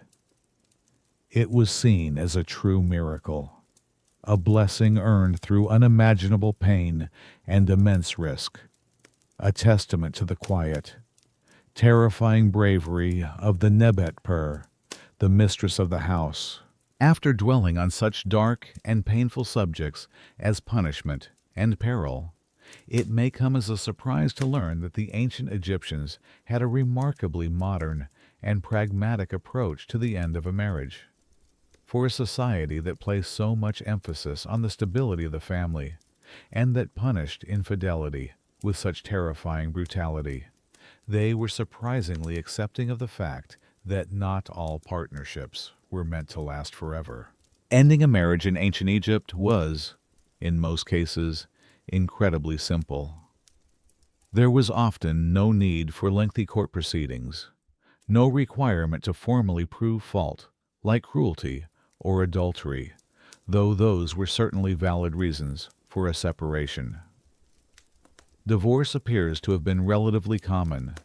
It was socially acceptable, and most remarkably of all, it could be initiated by either the husband or the wife. The process was, in essence, the simple reverse of getting married. If the start of a marriage was a woman moving into a man's house, the end of a marriage was her moving out. All that was required was a public declaration made in front of witnesses. A husband could end the marriage by simply stating the formal phrase, "I have divorced you," or "I have cast you out." And equally, a wife could stand before witnesses and declare, "I am leaving your house," or "I am going away from you." Once the statement was made and the physical separation was complete, that was it. The marriage was over. It did not seem to carry a heavy social stigma for either party, provided that the financial obligations laid out in the marriage contract were properly met. Both the man and the woman were completely free to marry again, and our records show that many people did, sometimes several times over, creating the kinds of blended families with step-parents and half-siblings that we often think of as a modern phenomenon. This seems like a strange paradox. Why would a society be so savage about punishing infidelity, but so liberal about divorce? The answer, as always, likely comes back to the concept of ma'at, of social harmony. The Egyptians were, above all, pragmatic. They understood that an unhappy, resentful, and dysfunctional household was a source of disorder and chaos. It was better for the community, and for the cosmic balance, to allow that broken unit to dissolve cleanly, so that its two members could go on to form new, hopefully more stable and harmonious households. It was, in its own way, a very practical and humane solution to an eternal human problem. So, if divorce was a common and accepted part of life, what were the reasons that led a couple to take that final step? The grounds for ending a marriage were as varied as the marriages themselves, ranging from very serious transgressions to a simple, quiet desire to part ways. One of the most common and, to our eyes, most tragic reasons was infertility. In a society where children were seen as the fundamental purpose of a marriage, a childless union was often viewed as having failed in its core mission. If, after several years, a wife had not conceived a child, she was usually presumed to be barren. A husband had the right to divorce her on these grounds so that he could remarry in the hope of producing the all-important heir who would secure his legacy on earth and in the afterlife. This sounds incredibly cruel to us, but from their pragmatic perspective, it was a practical, if heartbreaking, necessity for the continuation of the family line. The ultimate betrayal, a wife's adultery, was of course another primary reason for divorce. As we have seen, a wife found guilty of adultery would be, at the very least, cast out in utter disgrace. There was no recovery from this. While a husband's affair with an unmarried woman was not grounds for his wife to divorce him, his actions could certainly lead to a breakdown of the relationship that might end in separation for other reasons. But perhaps the most striking reason, the one that feels most familiar to us, is that people could divorce simply because they wanted to. The law did not always require a major offense to have been committed. A marriage could be dissolved due to what we would now call incompatibility. Perhaps there was constant arguing, a fundamental clash of personalities, or a simple withering of the affection that might have once existed. One partner could simply grow tired of the other and decide they wished for a different life. The Egyptian legal system seemed to recognize that forcing two people who disliked each other to remain bound together under one roof was not a recipe for a harmonious life. It was a source of isfet, of chaos, and in the constant pursuit of ma'at, of order, it was better to allow that unhappy union to dissolve peacefully than to let it fester and disrupt the peace of the community. The law provided a release valve for the simple, human reality that sometimes love just ends. The formal declaration that ended a marriage was as simple and direct as the act that began it. There was often no need for a courtroom filled with officials or a long, drawn-out legal battle. While the financial settlement that followed might require careful negotiation based on the marriage contract, the act of divorce itself was a simple, public statement. to make the separation official, and to serve as undeniable proof that both parties were now free to remarry. A formal divorce statement was often written down by a scribe. We have found examples of these documents, and they are remarkable for their stark, formulaic, and completely unemotional language. They were a legal release, pure and simple, designed to sever the bond cleanly. A husband who was divorcing his wife would have the scribe write a statement that followed a very standard formula. It would say something almost exactly like this: I have abandoned you as a wife. I am removed from you. I have no claim on earth against you. I say to you, find yourself a husband wherever you may go. The language is a complete and total severing of the bond. The phrase, I have no claim on earth against you, is a powerful and final legal relinquishment, and that last line is a formal, public acknowledgement of her freedom to move on and build a new life with someone else. And because of their surprisingly equal legal standing in matters of divorce, a wife could have a nearly identical document drawn up to end her marriage. Hers would read, I have abandoned you as a husband. I am removed from you. I have no claim on earth against you. I say to you, find yourself a wife wherever you may go. There is no anger or sadness recorded in the official text, no listing of grievances or reasons. It is simply a clean, clear, and final statement of fact. This document, dated and signed by witnesses, was the definitive proof that the partnership was dissolved. It prevented any future claims one might try to make on the other and allowed both to enter into new marriages without any legal ambiguity.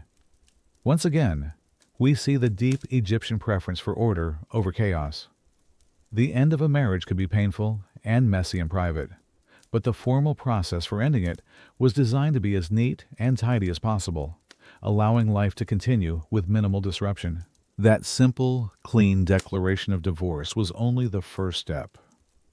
The second, and often far more complicated step, was the economic fallout. This was the moment when the marriage contract, signed perhaps many years or even decades earlier, would be unrolled and its terms strictly enforced. And these terms were deliberately designed to make divorce a very serious and costly affair, especially for the husband. Upon the dissolution of the marriage, the wife was legally entitled to two crucial things, assuming she had not committed adultery. First, she would receive her entire dowry back. Every stool, every linen sheet, every cooking pot, and every piece of jewelry that was listed on that contract as her personal property had to be returned to her. This was her fundamental safety net, the starting capital she would need to survive on her own or to take with her into a new marriage. It was legally hers, and it was untouchable. Second, if the husband had been the one to initiate the divorce, he was often obligated to pay her the substantial divorce penalty that was stipulated in their contract. This fine was a recognition of her years of labor and her contribution to the household. It could be a very large sum, sometimes as much as 1/3 of the total wealth the couple had accumulated together during their time as husband and wife. It meant that she would not walk away empty-handed from the life they had built. For the husband, this system was a powerful deterrent. The prospect of divorcing his wife meant he would lose her invaluable skills as the nebet the manager of his household. He would have to return all of her valuable property. And, most painfully, he would have to pay a significant fine that could represent a major financial setback. This ensured that a man would not cast out his wife lightly, in a moment of anger, or for a fleeting fancy. The cost was simply too high.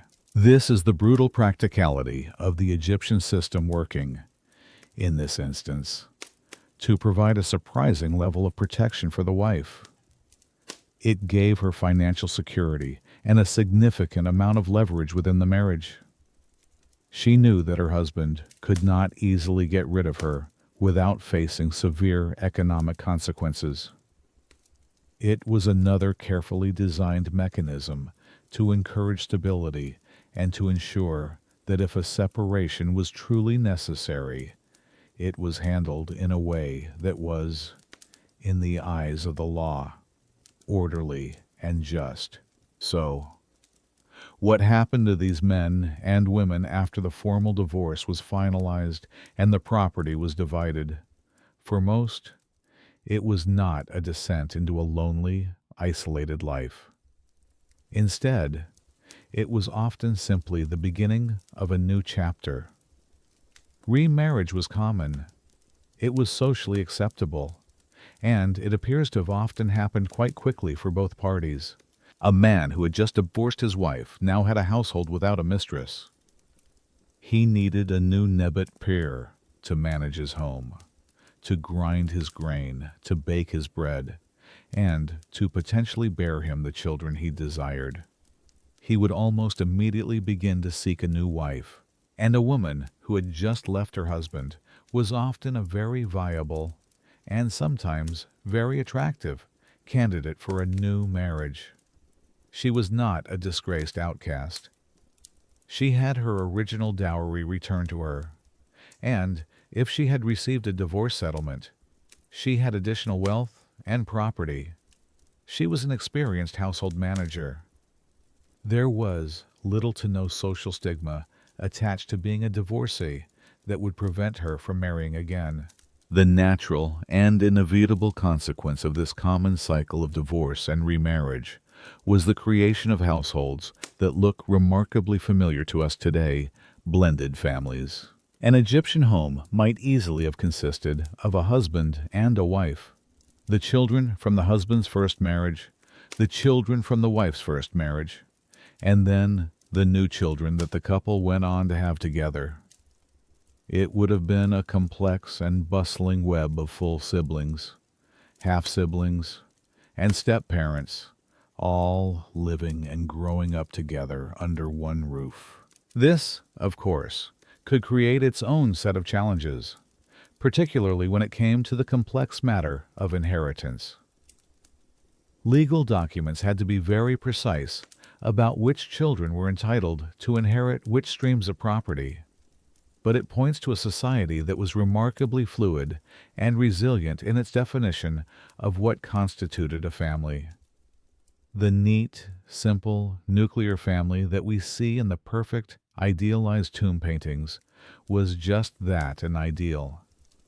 But the daily reality for many was likely much more complicated, messy, and dynamic. It reveals that the Egyptian family unit was not a brittle thing that, once broken, was gone forever. It was a flexible and practical institution, capable of dissolving and reforming in new ways to adapt to the endlessly complex realities of life, death, and human relationships. It was, at its core, another testament to their enduring pragmatism. Thus far, we have been walking the dusty paths of villages and peering into the humble, mud-brick homes of ordinary people. But now, we must turn our attention to a world that operated by a different set of rules, altogether the golden, perfumed, and often fiercely competitive world of the royal palace. For the pharaoh, who was not seen as merely a man, but as a living god on earth, the institution of marriage was something entirely different.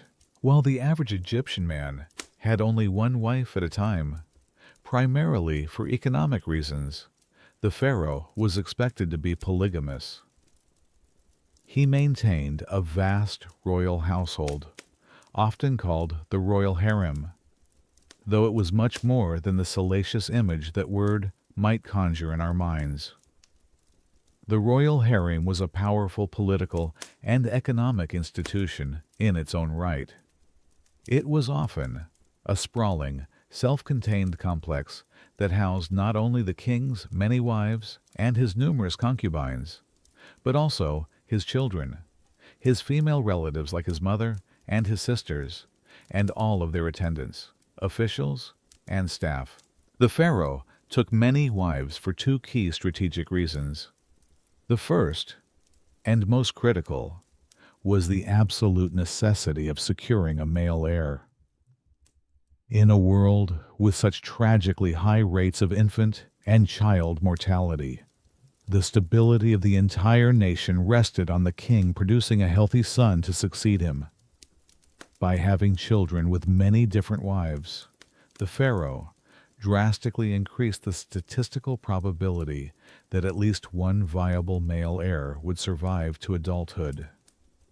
This was a matter of national security, designed to prevent a succession crisis that could plunge the entire country into civil war. The second reason was diplomacy. Marriage was one of the most powerful tools in the pharaoh's political arsenal. On a domestic level, he would marry the daughters of powerful Egyptian nobles from the provinces to secure the loyalty of their influential families.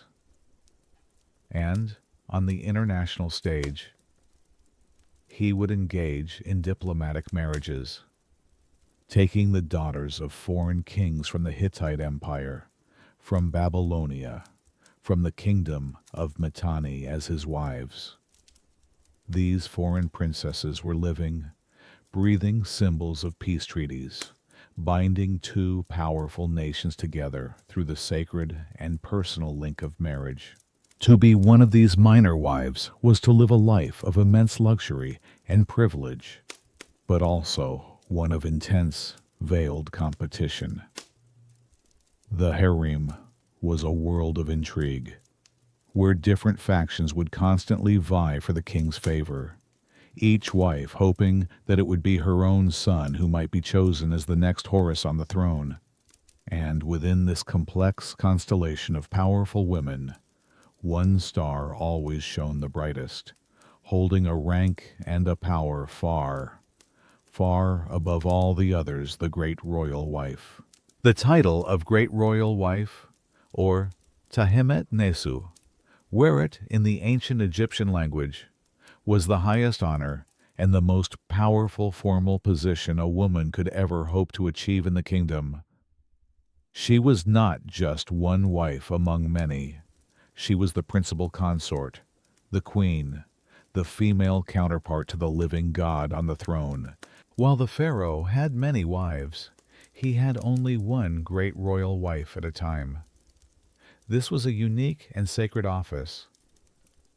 She was often a close relative of the king, perhaps his full sister or a half-sister, in a practice designed to keep the royal bloodline as pure and divine as possible.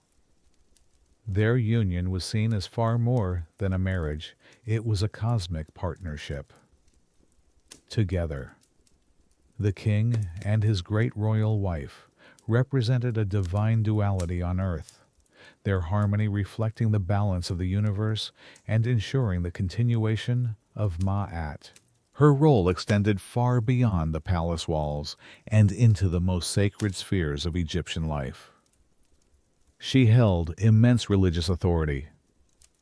She was the high priestess for numerous important cults and was often identified with powerful goddesses like Hathor, the goddess of love, music, and joy, or Isis, the divine mother of the god Horus. We see her depicted in temple reliefs officiating alongside the king in the most sacred rituals. Her participation seen as absolutely essential to appease the gods and ensure the prosperity of the land. Politically, a savvy and intelligent great royal wife could wield enormous influence. She was often the king's most trusted advisor and confidant, a partner in governance as well as in life. In some cases, if the king died and the heir was still a young child, She could rule as a regent, effectively governing the entire country until her son came of age. The most powerful of these women, like Queen Hatshepsut, who eventually became pharaoh in her own right, or Queen Tai, the wife of Amenhotep III, were formidable political forces, their names appearing on official documents and monuments alongside the king's. And, of course, her most vital duty was to produce and raise the next king.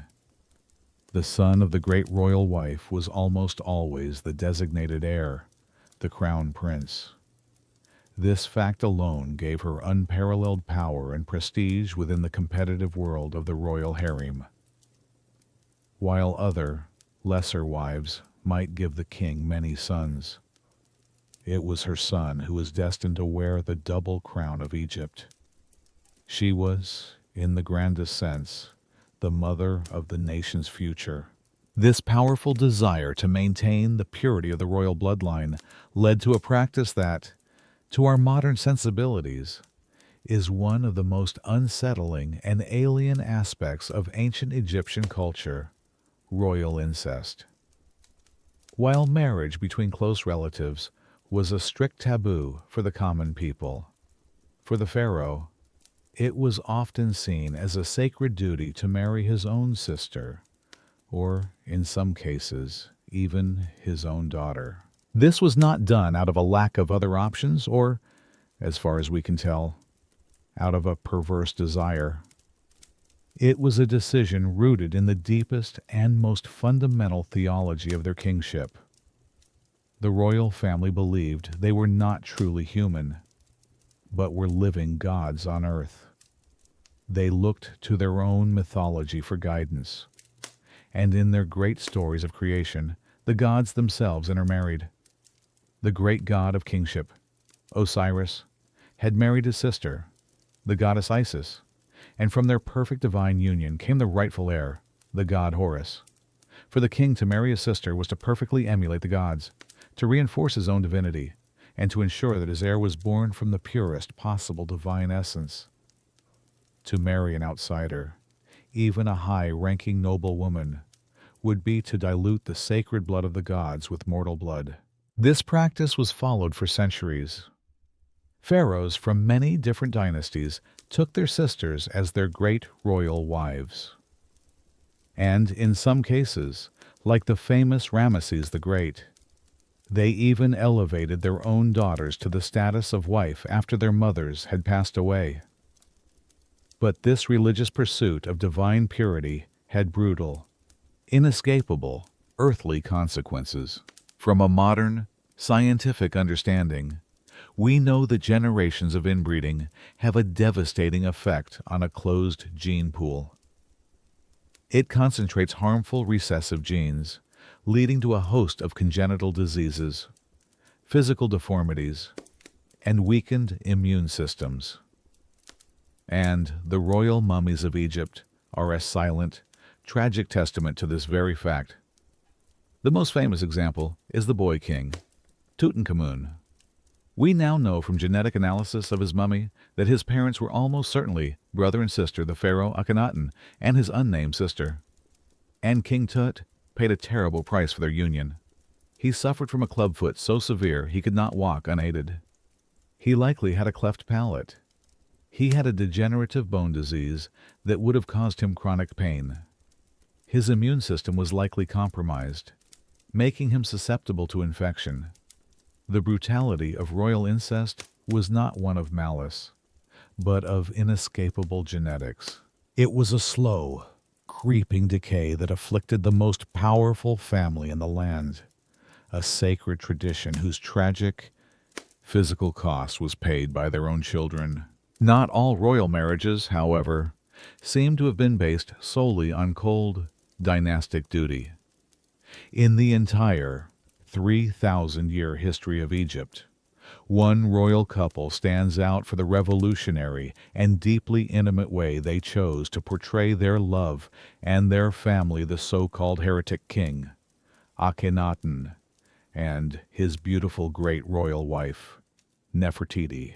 Akhenaten instigated a religious revolution casting aside the entire pantheon of traditional Egyptian gods to worship a single, universal deity, the Aten, the physical disk of the sun.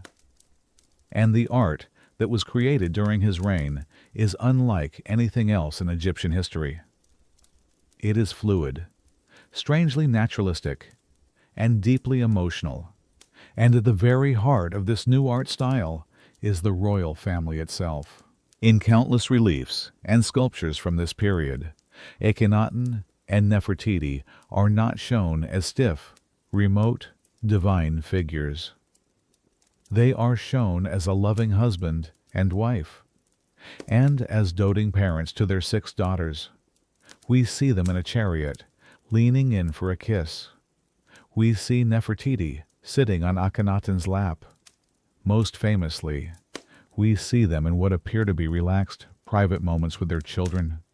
There are iconic images of them holding their young daughters, dandling them on their knees, and tenderly kissing them. In these scenes, their god, the Aten, is always depicted above them, its long rays ending in tiny hands that reach down to touch and bless the family. This was a radical departure from tradition. It presented the royal family not just as powerful rulers, but as the ideal nuclear family, the perfect, loving embodiment of their God's creative power on earth. It was, in part, a form of religious propaganda, showing them as the sole and necessary connection between humanity and the god Aten. And yet, even this beautiful picture of domestic bliss carries a deep and complex shadow, for it was this same king, Akhenaten, who fathered the next king, Tutankhamun, not with his beloved Nefertiti, but with his own biological sister. The idyllic family portraits with Nefertiti and their daughters tell one story, but the genetic reality of the royal line, which resulted in the frail and sickly Tutankhamun, tells another, darker one. The reign of Akhenaten was a brief, revolutionary, and ultimately failed experiment, but it left behind an unforgettable and beautiful portrait of what a royal marriage could look like, a partnership that appeared to be one of genuine love, profound intimacy, and shared devotion. It is a glimpse of a different path, one that was, for a short and brilliant time, bathed in the warm, life-giving light of the Aten. If Akhenaten and Nefertiti show us a brief and revolutionary vision of royal love, then the great Ramesses II shows us the traditional pharaonic system of marriage at its grandest and most epic scale. Ramesses the Great, who ruled Egypt for an astonishing 66 years, was the archetypal pharaoh, a great warrior, a monumental builder, and the father of a vast and legendary number of children, very likely more than 100 in total. His long life was filled with many wives, but his first and most famously beloved great royal wife was the beautiful Nefertari. His love for her is immortalized in stone for all time. At the great temple of Abu Simbel, alongside his own 4 colossal statues, he carved a magnificent, smaller temple dedicated to her, where she is depicted as the goddess Hathor. On its walls, he had inscribed a dedication that reads like a line from a love poem. "My love is unique. No one can rival her, for she is the most beautiful woman alive. Just by passing, she has stolen my heart." This shows us that even this mighty, godlike king, this great builder of empire, was capable of a deep and personal romantic love. But Ramesses was also a pragmatist. After Nefertari's death, another wife, Isetnofret, rose to the rank of great royal wife, and it was her son, Merimda, who would eventually succeed his very long-lived father on the throne, ensuring the stability of the dynasty. Ramesses also perfectly exemplifies the use of marriage as a crucial tool of international diplomacy. After waging a long and costly war against the rival Hittite Empire, he signed one of history's first surviving peace treaties.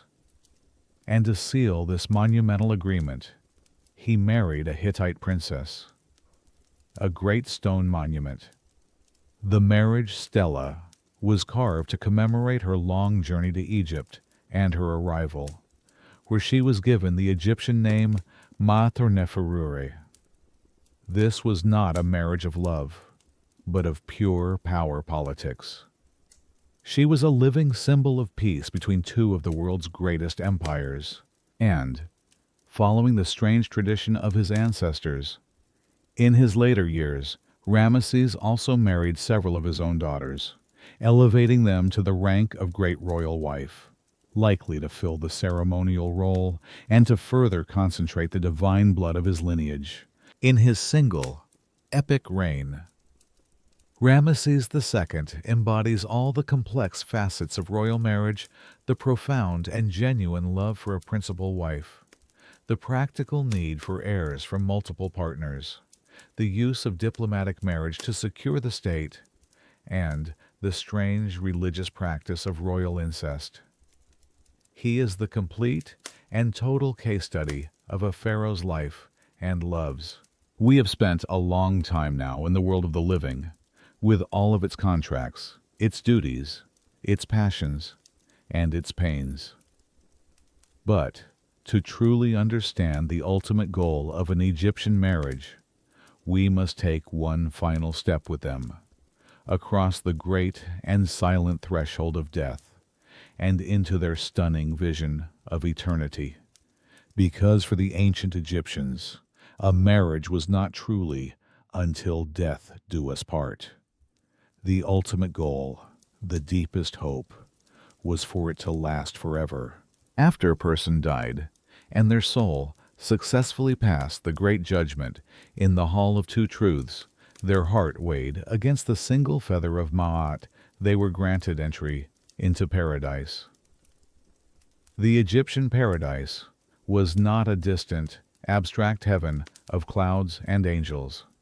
It was a place called the Field of Reeds, or Aru, and it was in essence a perfect, idealized version of the Egypt they knew and loved.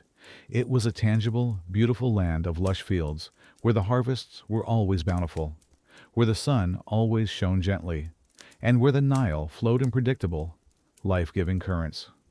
There was no sickness, no sorrow, no hardship, and no death. And in this perfect, eternal land, they believed they would be reunited with their loved ones who had also been judged worthy. They would see their parents again, and the children they had lost. But the most important reunion of all was with one spouse. The earthly partnership, with all of its struggles, its imperfections, and its compromises, was seen as a temporary rehearsal for the perfect, unending companionship they would share in the Field of Reeds. This is why the art in their tombs is so profoundly important. When we see that statue of a husband and wife carved in stone, holding hands and gazing forward with serene, untroubled faces, they are not just looking back on their past life together. They are looking forward into eternity, anticipating the blessed moment of their reunion. Their tomb was not just a house for their body. It was a magical gateway, a machine for eternity, designed to ensure they would find each other again in the next world. This belief gave a profound and beautiful meaning to their earthly marriage. The ultimate happily ever after was not something to be found in this life, but in the next. Living a good life, a life in Ma'at, and maintaining a harmonious household was not just about social duty. It was a shared spiritual project, a way of helping to ensure that both partners would be found worthy, so that they could spend a perfect, unending lifetime together in the eternal, golden sunlight of the Field of Reeds. This deeply held belief in an eternal family reunion is made beautifully and vividly real for us on the painted walls of their tombs. An ancient Egyptian tomb, at least for those who could afford it, was not a sad, gloomy place of final rest. It was a house of eternity, a magical vessel, carefully designed and often lavishly decorated to ensure a successful journey to the field of reeds and a prosperous, happy existence there. When we step inside the tomb of a wealthy official or a master craftsman from the New Kingdom, we are surrounded by a vibrant panorama of life. The walls are covered in colorful, detailed paintings, not of sorrow and death, but of endless, joyful activity. The deceased owner of the tomb is shown overseeing the work on his farm, with fields of golden barley stretching to an idyllic horizon.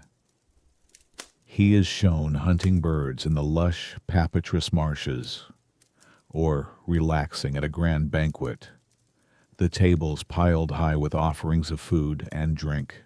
But the most important and consistent detail is that he is almost never shown alone. His wife is always there with him. In the farming scenes, she might be seated elegantly in the shade, watching him work, or perhaps offering him a cool drink. At the banquet, she sits beside him, often with her arm linked through his, as they enjoy the music and dancing together. And their children are there, too. They are often depicted as smaller figures, forever young, helping their father with the hunt, or presenting offerings of lotus flowers to their parents. They are shown as a complete, happy, and active family unit, frozen in a perfect, idealized moment. The purpose of these paintings was deeply magical. Jorge, the ancient Egyptians believed that to depict something, to write it or to draw it was to help make it real for the spirit in the afterlife.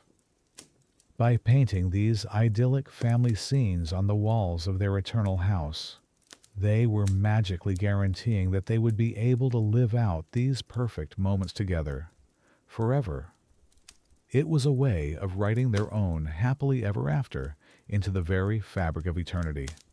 The tomb, therefore, becomes the ultimate family album, a testament to their most cherished belief that family was not just a temporary convenience of life on earth, but the central and most important joy of a life that they hoped would never truly end.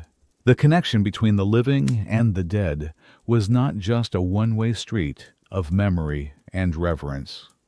The Egyptians believed the dead were still active, powerful participants in the lives of their family, and they communicated with them directly through a fascinating and deeply personal practice known as letters to the dead.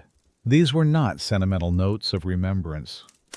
They were practical, direct, and often demanding messages, written by a living person to a recently deceased relative, most often, it seems, a husband to his dead wife, or a child to a dead parent. They would typically be written in ink on a simple red pottery bowl, which would then be filled with an offering of water or food and left at the tomb chapel. It was a way of sending a message, a plea, or a complaint directly across the veil between worlds. These letters show us that the relationship, with all its duties and mutual expectations, did not end at death. The living would write to their dead loved ones to ask for help. They might complain about a rival at work and ask their deceased relative, now a powerful spirit, or Eke, to file a lawsuit against that person in the great divine court. Very often, they would ask for the greatest blessing of all a child. A husband whose first wife had died might write to her in the afterlife, asking her to use her spiritual influence to help his new, living wife conceive a son. One famous letter was written by a distraught husband to his deceased wife. Ankiri. He writes on a bowl, his frustration and grief palpable across the millennia. What wicked thing have I done to you, that I should have come to this miserable state? What have I done to you? It was you who said to me, you were a good husband to me. When you were sick, I fetched the best doctor for you. I wept for you publicly with my whole household when you died. And now, look, I have not remarried in the 3 years since your passing, and yet you do not know good from bad. You are causing me this trouble. He is essentially arguing with her spirit, making his case that he fulfilled his contract as a good husband, and that she, in turn, needs to fulfill her duty as a good and beneficial spirit for him. These letters are incredible. They are raw, emotional, and completely unfiltered. They show us a vision of marriage and family where the bond is so strong, so practical, and so enduring that it was not severed by death. The duties, the arguments, and the expectations simply continued into eternity. This ongoing, active relationship between the living and the dead was not just one of spiritual communication, it was also one of profound physical duty. The dead needed the living in order to survive, and it was the sacred, unending responsibility of the family, particularly the eldest son, to provide for them. An Egyptian tomb was not a sealed, forgotten monument to be visited once and then abandoned. The outer chapel of the tomb was a place of active worship and regular visitation. The Egyptians believed that the spirit of the deceased, which they called the Ka, required nourishment to survive in the afterlife, just as the living did on earth. And so, the family was obligated to provide a continuous stream of offerings to sustain their departed relatives. This duty fell most heavily on the eldest son, who was the principal heir. His inheritance of the family property came with a solemn, lifelong obligation to maintain the funerary cult of his parents. This meant that on specific festival days, he and his family would make a pilgrimage to the tomb chapel. They would bring with them offerings of bread, beer, roasted meat, fruits, and vegetables, and lay them on the offering slab before the tomb's false door, a magical portal through which the spirit could pass. They believed the Ka of the deceased would emerge to absorb the spiritual essence of the food. Afterwards, the living family would often share a celebratory meal in the chapel, feasting in the comforting presence of their ancestors, reinforcing the family bond across the generations. Even more important than the food itself was the spoken word. The heir would be responsible for reciting a magical offering formula, a prayer that was believed to eternally provide sustenance for the spirits.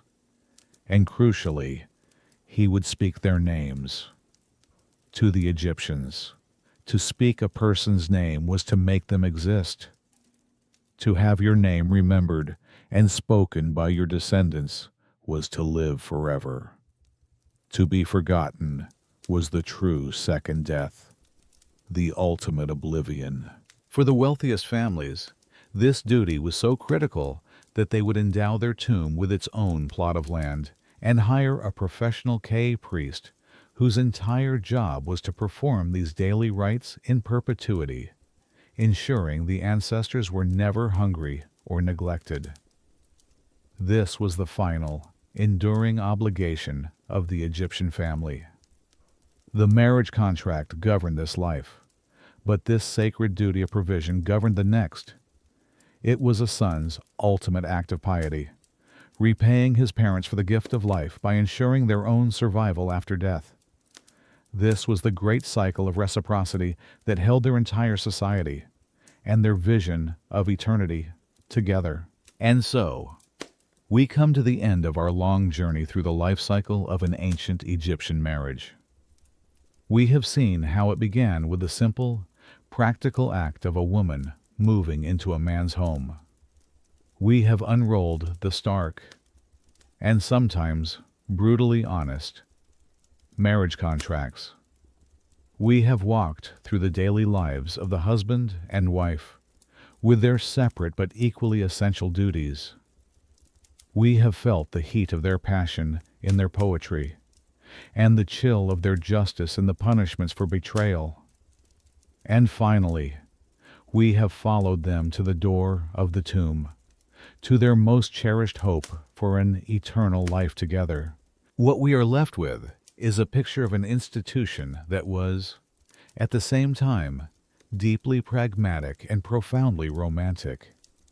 This may seem like a contradiction, but for the ancient Egyptians, it was not.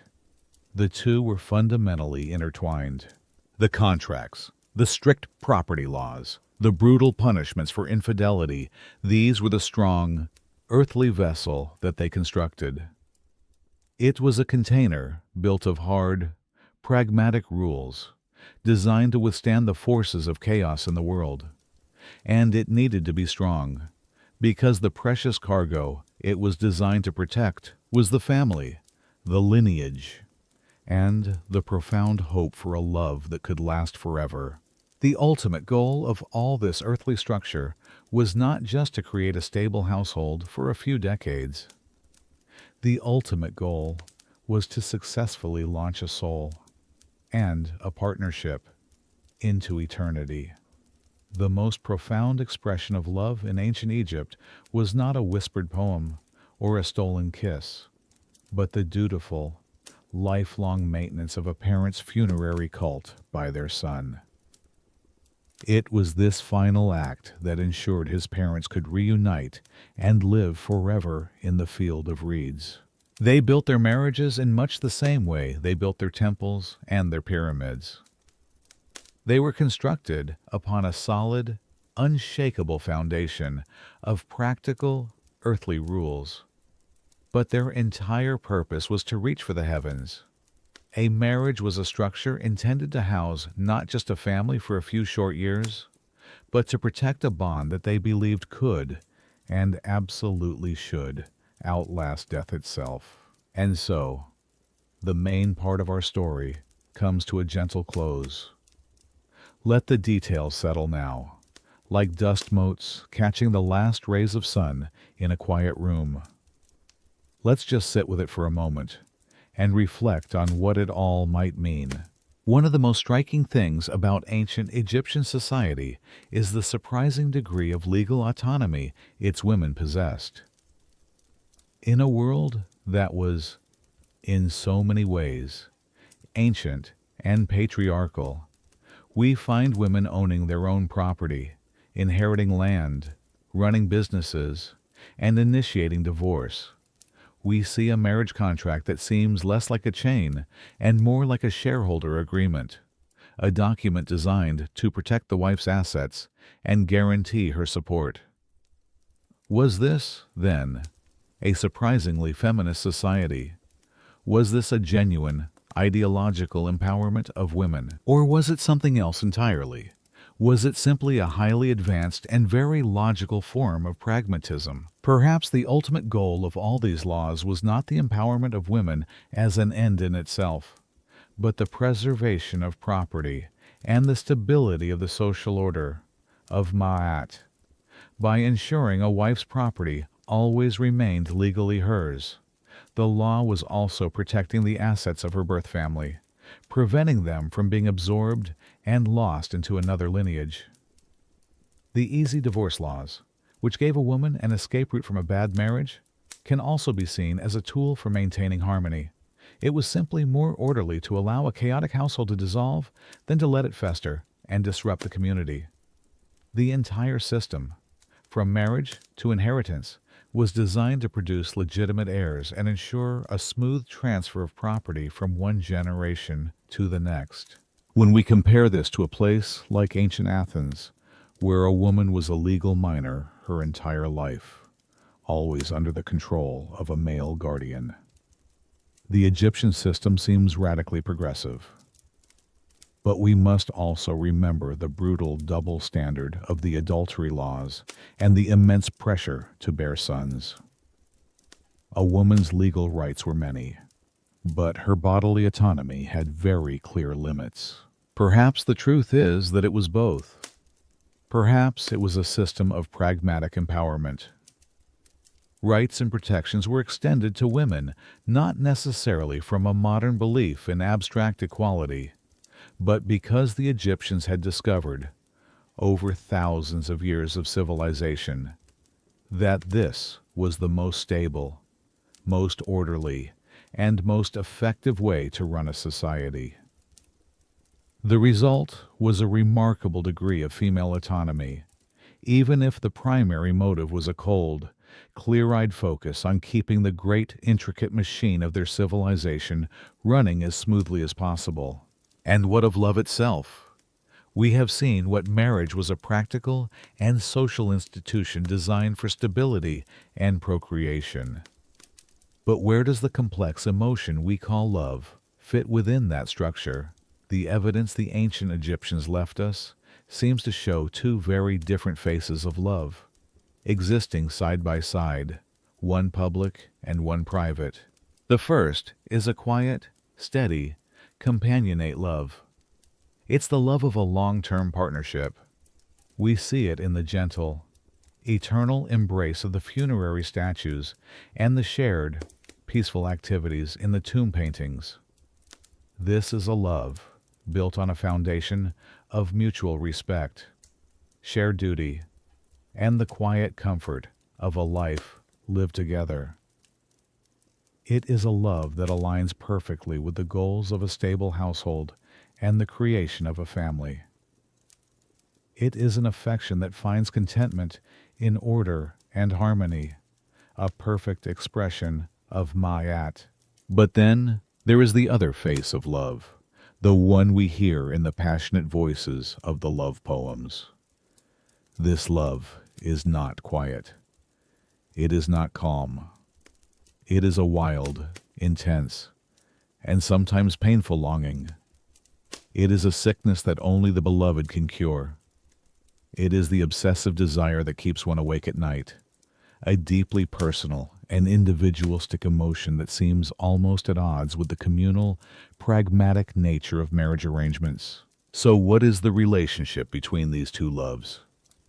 Was the passionate love of the poems something that existed only before marriage, a fleeting romance that was expected to mature into a more sober companionship after a couple began their life together, or was the ultimate ideal, the greatest blessing from the gods, a marriage that managed to successfully contain both a partnership that was both a stable, functioning household and a passionate, romantic love affair? Perhaps the most likely truth is that the Egyptians saw the practical, companionate partnership as the necessary foundation.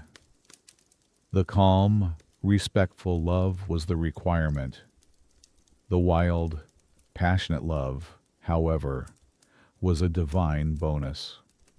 It was not required for a marriage to be considered good or successful, but a union that was graced with it was seen as truly blessed. The poems are a timeless reminder that even within the most structured of societies, the human heart remains untamed, and that beneath the calm surface of duty and pragmatism, a current of wild personal passion always flows.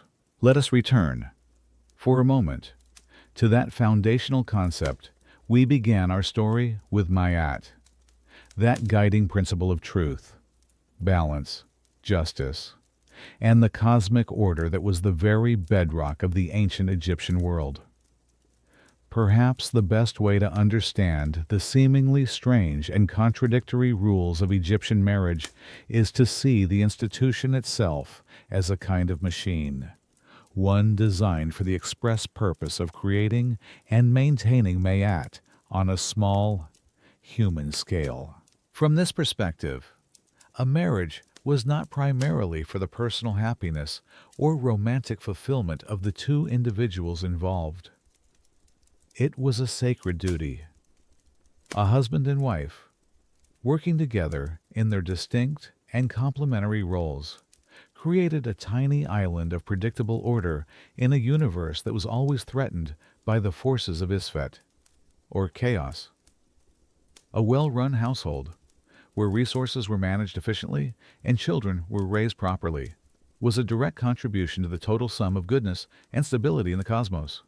The orderly transfer of property from one generation to the next was Mayat.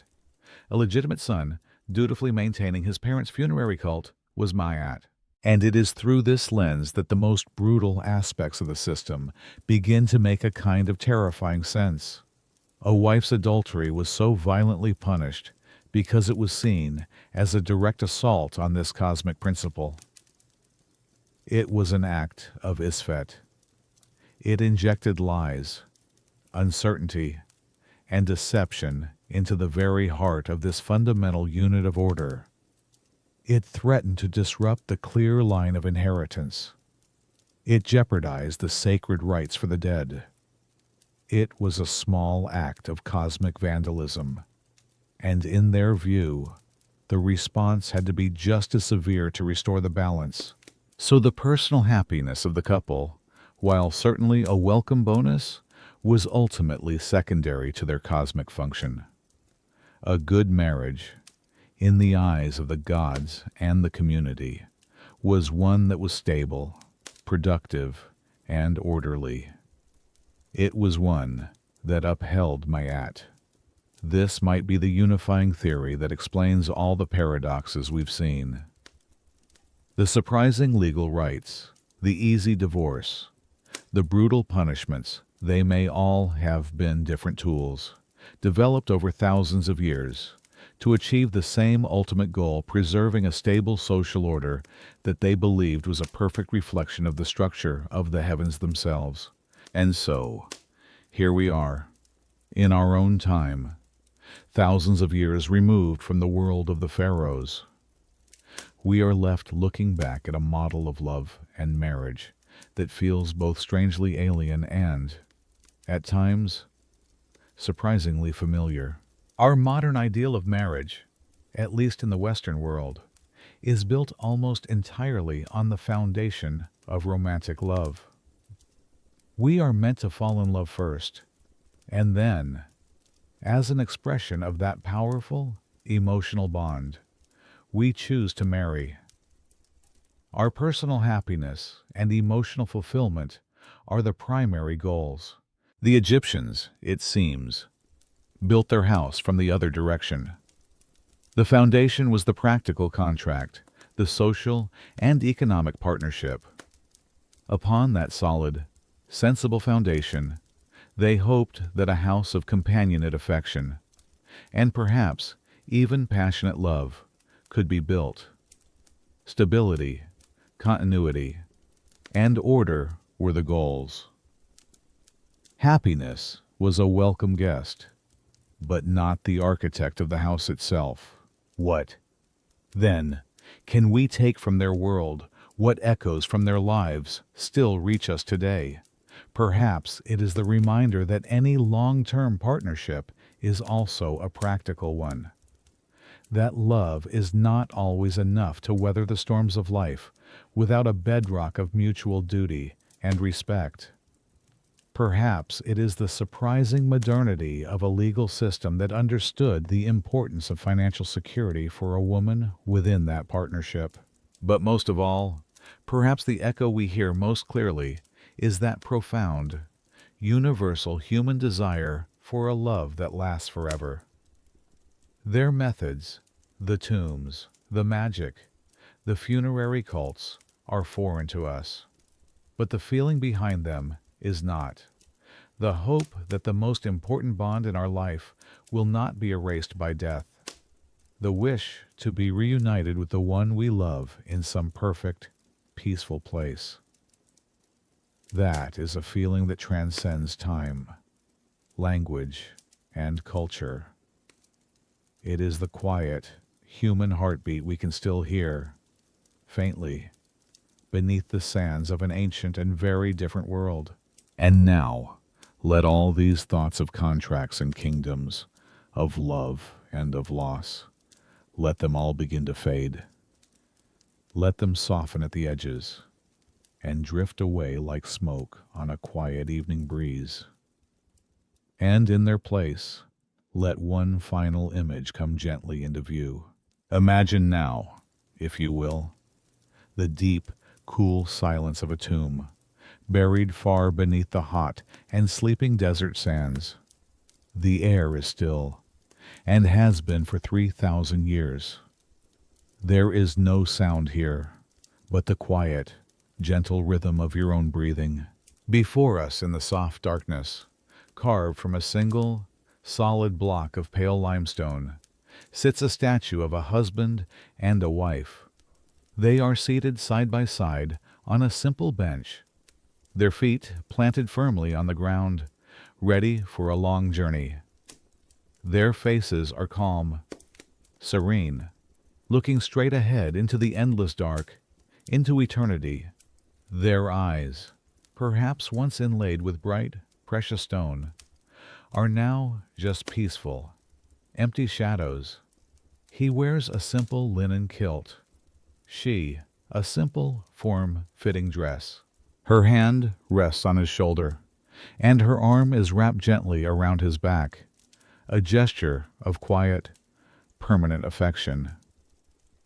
The statue is cool and smooth. There is no great passion in their faces, no drama, no fleeting, earthly emotion. There is only a profound and lasting peace, a deep, abiding stillness. This is not a portrait of a single moment in their lives. It is a portrait of their final, desired state of being, of a partnership that has weathered all its storms and has now, at last, come to rest together. Look at them there, in the quiet stillness. Their marriage, the life they built together, was much like the land they knew, the only land they had ever known.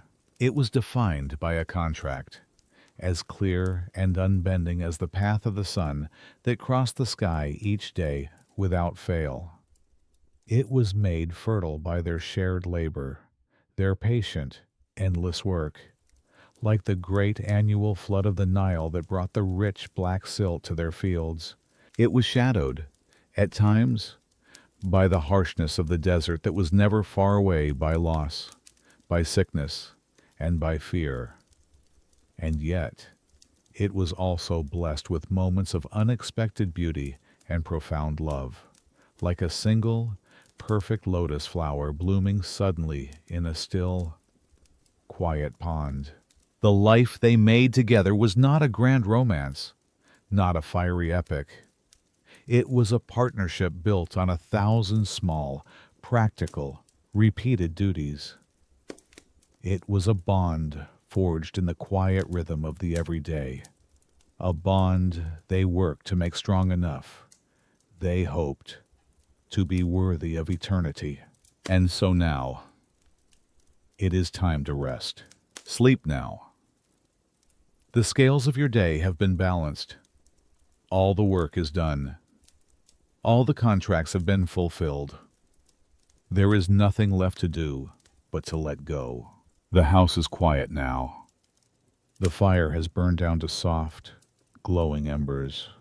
You are safe under the watchful gaze of the ancient night, and it is feeling peaceful tonight. Let the deep silence of the tomb be your silence. Let the profound stillness of the stone be your stillness.